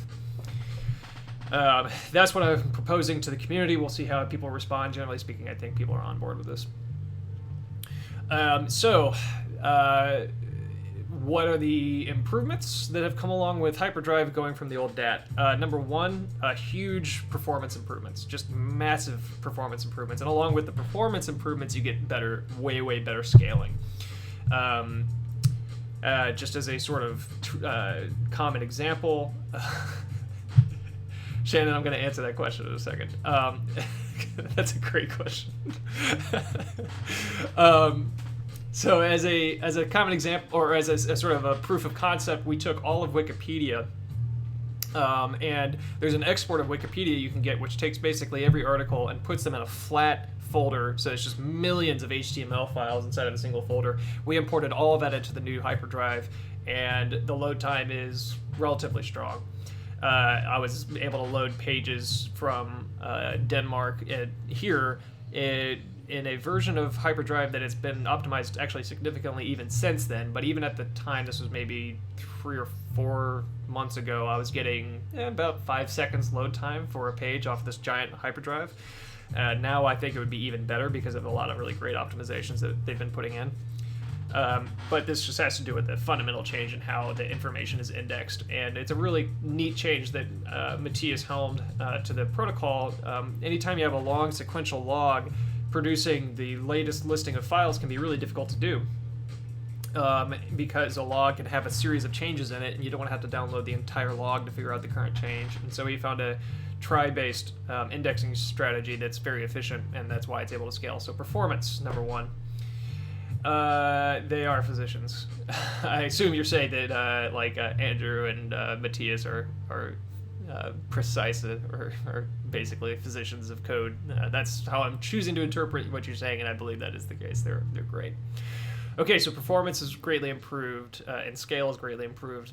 Big improvement number 2 is a new tool called mounts.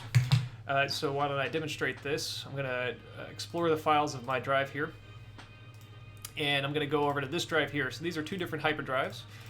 This one starts with 6610, this one starts with 6907, and I'm going to explore the files on this one. Okay, so this works a lot like a symlink or a git submodule. I'm going to take the URL of this drive, copy it, go over here, create a new link, enter the URL. Okay, so there it is, time tracker.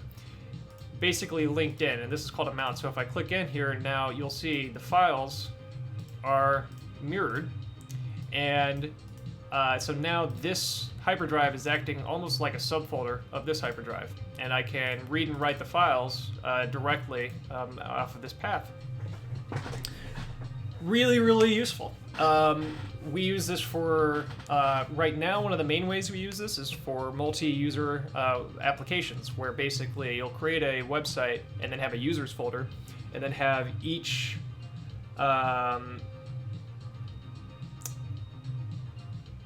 okay, I'm just reading your statement there, Octavian. So basically, so we use mounts. We'll have a users folder and have each user's drive get mounted into the folder, and that way it's almost like everybody has their own directory on this multi-user site, and you can use that to basically merge together multiple hyperdrives into one single hyperdrive, and each of these hyperdrives are controlled by different people. So mounting is my number 2 answer for why it's better. My number 3 answer for why hyperdrive is better is that we've moved from having tracking servers that we used to have to run to a DHT, which is a distributed hash table that enables us to, that's part of Hyperswarm. It's the code for finding peers and connecting to them. means that there's no longer a single point of failure on the peer lookup side of things. It's a distributed system that in a decentralized system, so nodes can join and participate without having to get permission.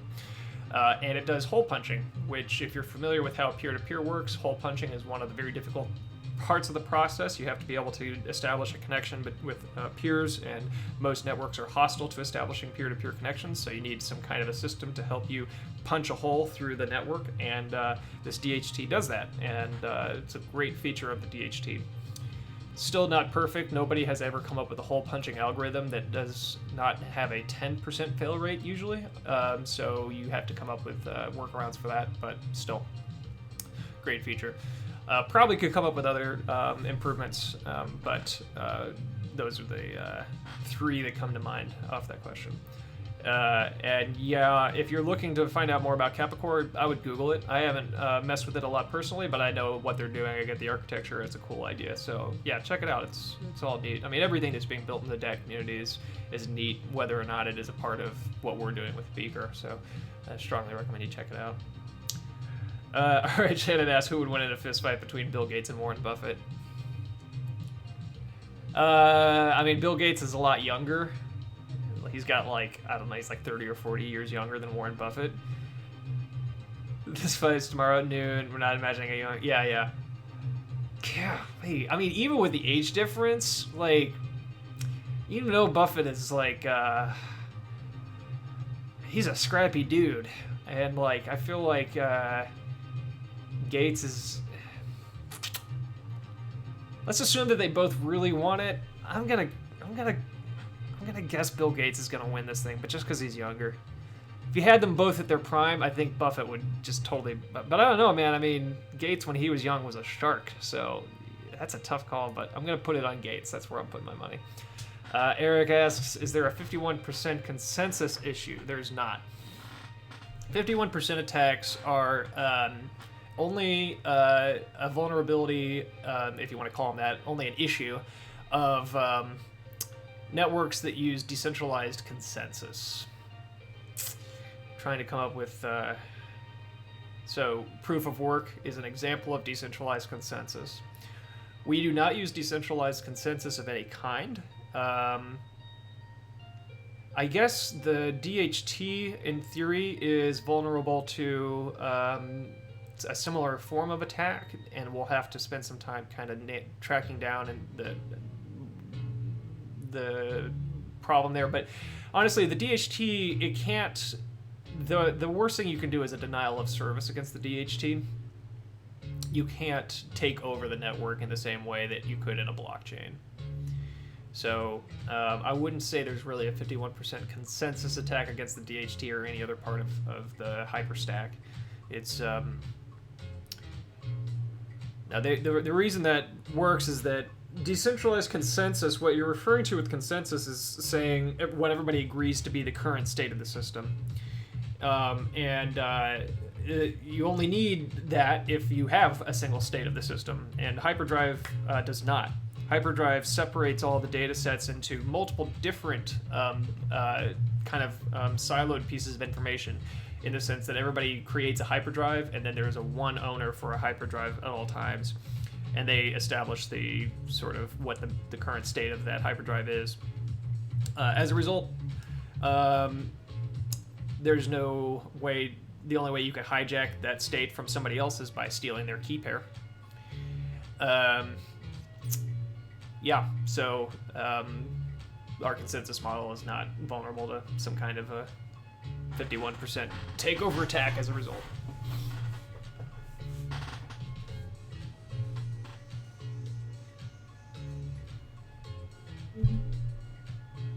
Raffle, a friend was wondering if there are any plans or ideas for updating forks of pages, say Fritter, for security patches or something like that. Basically, he was wondering what happens when a user forks a malicious Fritter client, and then Fritter gets an update. Yeah, that's a good question. So, to elaborate on what I understand that concern to be, or what the scenario they're describing is, in Beaker, if you fork a website, you actually it's more accurate to call it a clone. You're taking all of the files inside of the application and duplicating them into a hyperdrive that you control so that you can edit the code. Jerry, I see you have a question. I'll get to you in a second. So the problem is once you forked a application like that, there's you're splitting off their history, and so if the code that you forked off of ends up having some kind of a security issue, and it gets patched, your fork will not get that patch, and so you're basically creating a scenario where lots of people can have their forks of applications that are behind on security patches, and as a result, a vulnerability is not getting solved in a timely manner, and et cetera, et cetera. So it is a real concern.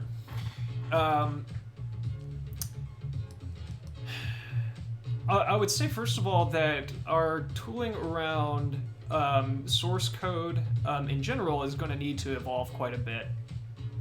And we intend to do that. For a long time, we had kind of shied away to a degree from trying. What we kind of didn't want to do for a long time is make a poor copy of Git. But increasingly, we're finding that because so much of the experience is inside of the browser, we're kind of going in that direction. So let me show where we're at right now, and that might help kind of contextualize the broader conversation. So right now, when you open up the Drive Info panel, you get this forks area of the UI. And within here, we've sort of updated the concept of forks to do a little bit more than it does previously, where you set a label on the fork. So I'm going to choose dev here. And it maintains some knowledge about what the parent is. And so I can now actually switch between the original and this dev fork. And it also indicates up in the URL bar, you'll see if I'm on the original, there's no label there. But if I'm on the dev fork, it shows. So if I make a change to this, I'm just going to replace the entire page here. So this is on my fork, on the dev fork. I can then click on diff/merge original. It'll open up this interface for comparing the changes I made and then potentially merging if I want to. This UI is actually also able to work collaboratively. So if I forked off of somebody else's project, I would control this part right here, but I wouldn't control the target. So rather than giving me a UI saying, hey, you can merge, it would instead say, hey, you can share this link, the link to this address, with the person that owns the drive, and it'll present them with this interface for merging upstream. So you could kind of think of this merging interface as a very, very simplistic pull request interface. It needs a little bit of work for one thing. The merging algorithm is unsophisticated. It's a simple compare and merge, whereas we need to use a three-way merge algorithm like they do in Git. Not too difficult to do. It's just something that's on the to-do list. That's also a very straightforward use case of the kind of fork and then merge upstream model. What you're talking about is much more a kind of a rebase onto the original, where rather than merging upstream, you're actually patching downstream. And historically, flows like that have never been made, as far as I know, as streamlined as the pull request model has ever been. There's always this notion of a main branch or a main repository that all changes merge upstream of, and then anytime you fork and intend to maintain a fork, you have to fairly manually bring over patches. I've never gone through that. I've seen a couple of instances of projects that do it by maintaining a list of patch files that they extract out of the upstream and then apply locally. But if we're talking about making it possible for people to downstream security fixes, it becomes important that it's just as simple to do as merging upstream with changes to forks. So I don't know, it's one of those things that we're going to have to let evolve over time. Yes, we are slowly merging into Git. We have a history log that's not unfit in any regard for version control for software. It's a little less sophisticated, but you could think of each fork as being a different branch. And in some ways, it's a less complicated version control of Git is, which I hope will make it more approachable to non-developers, because historically, anytime a non-developer has used Git, they've found it too complex. So it's in some ways the simpler model of our revisions-based history might be a little more approachable to the non-developer.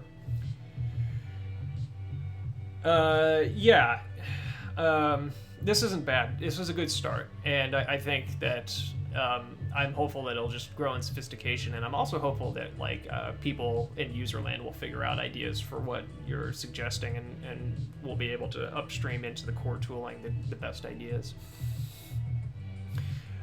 So that's where we're at. I mean, that was a long way of saying I don't have a great answer to that particular use case, but I did want to try to share where we're at right now. And basically, I do see what you're talking about, and kind of all different directions of code sharing are pretty high on our list of things that we want to accomplish, because at the end of the day, this is a kind of a playground for hackers, so having good collaboration flows and mechanisms for sharing and upstreaming code and things is pretty high on the list of things that we want to accomplish. So, Jerry Green asks, why TypeScript and not JavaScript?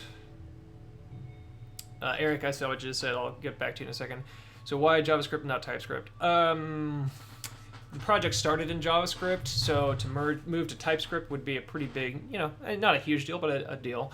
I do use TypeScript features, not in not a lot of the front end code, but in all the back end code I do. What I do is I use JS docs to annotate pretty much everything. And then that gets run through the TypeScript compiler. And so I do actually get type checks, which are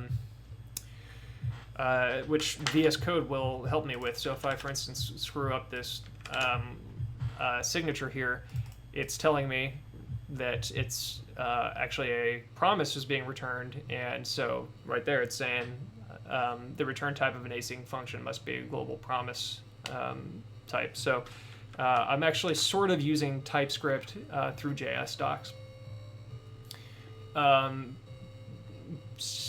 Yeah, other than that, I haven't been properly motivated to make the full switch to TypeScript. I think for a project the size of Beaker, it's pretty appropriate, but I just haven't yet. Eric says that he finds that he stays in preview mode a lot to prevent dev changes from propagating to peers unintentionally. That's exactly why we made preview mode, so that's the right way to do it. In the new version of Beaker, we actually don't have preview mode anymore. It's now the forking mechanism, so you would create a dev fork like I just did, do your work on the dev fork, and then do the merge upstream to publish your changes. There are a couple of reasons why we had to do that. We're still kind of figuring out the exact right approach, but there are certain elements of how preview mode operated that actually are just not possible in Hyperdrive anymore, or are difficult to implement in Hyperdrive. So we had to come up with a new mechanism, and this is it.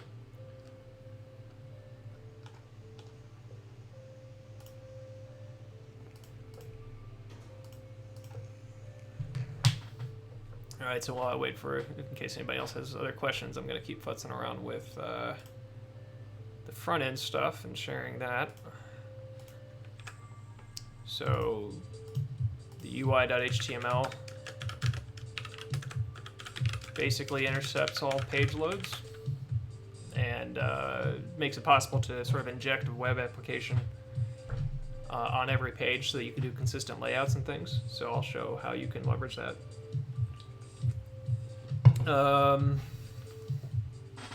Crawful says, what do you think about nudging the users of a wiki, for example, to seed external hyperdrives they link to? I'm still trying to wrap my head around the right UX for seeding in general. You'll notice right now in the build, you don't see a peer count, and I don't have any controls for seeding hyperdrives. There are some controls for saving them to your library, and there are actually some controls for what we're currently calling co-hosting it, which is this right here. So you can, but it's anemic. I'm still figuring out the right approach to that.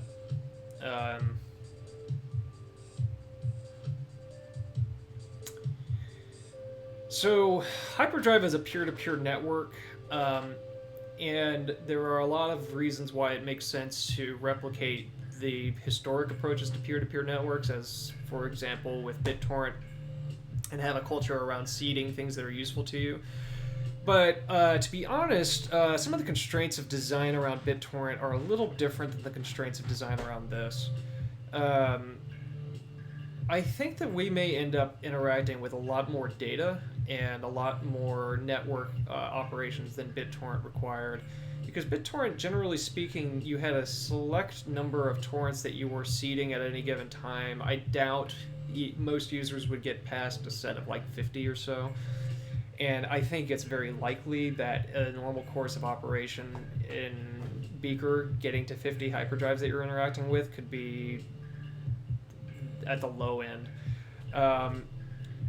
So generally speaking, I view the important properties of this system to be a kind of a topological flexibility, where you're able to initiate serving from a device, but then is the salient property that you have lots of peers that are evenly distributing the hosting amongst them. Or do you want to leverage a CDN service like we run with Beaker Cloud, or one that you run at home or at the office, to act as a large cache for you? And instead of it being about having a large even distribution, it's more about just making it very simple to ship off your data sets to large nodes that can handle large loads of networking and storage. I'm not really sure yet. It really depends on how the network behaves and how easy it is to communicate to end users what these concepts of co-hosting or seeding mean, and manage the resource usage of their own devices. That said, with all that out of the way, I probably am going to try to get better seeding controls or co-hosting controls into the browser than we have right now, because I'm not so convinced one way or the other, and I think it would be unwise to guess against it, because it is one of the more interesting properties of the system that you can sort of altruistically help people seed. But that's where this question of like, how do you make sure that people are going to seed external hyperdrives that they link to a degree, I kind of think that you run into some really difficult social questions about how to do that effectively, what each person would have to give in terms of resources to ensure that you never get a 404, how complex it is to implement.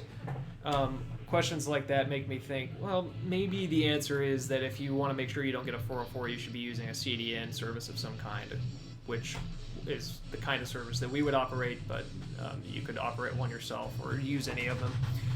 And I could talk a little bit about concerns about lock-in if you want to in a moment. Sorry, the cat wants in. I'll be right back.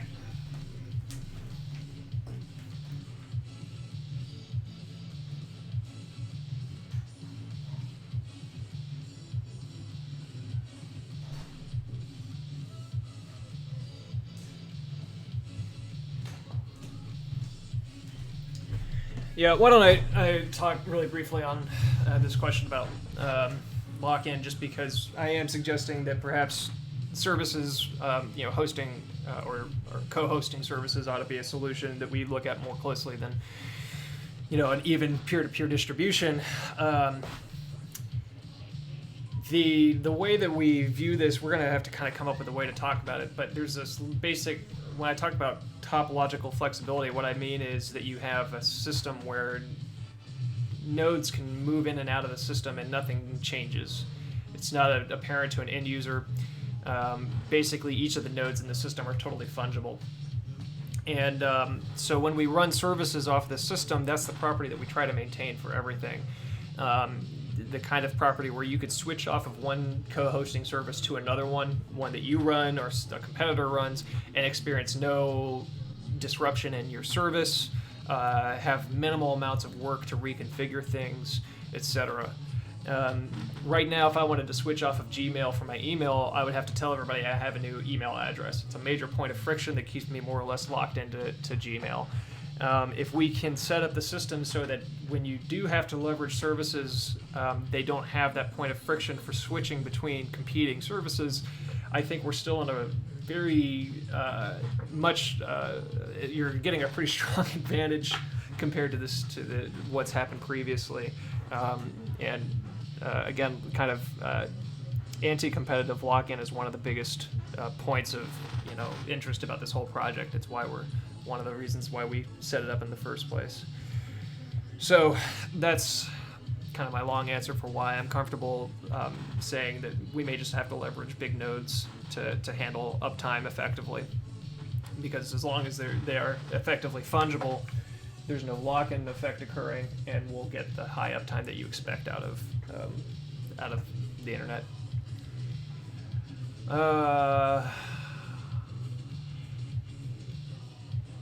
Yeah, Jerry, I just haven't taken the dive on TypeScript yet. That's just all there is to it.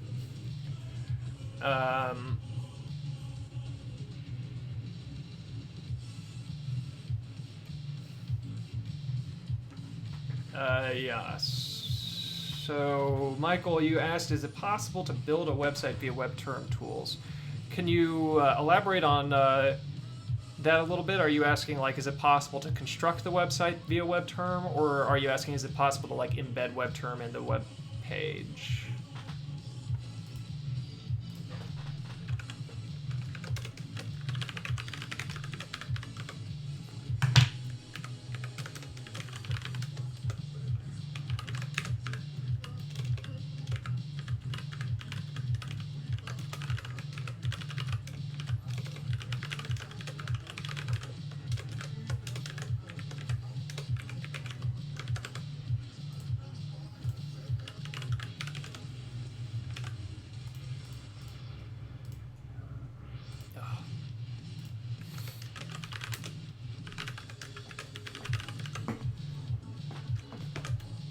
Oh, build as in, yeah, Babel. Yeah, in theory you can. You are going to need to port Babel to the WebTerm environment, but that's exactly one of the motivating reasons for building WebTerm, was so that you would be able to run things like build tools from that environment. Yeah, definitely.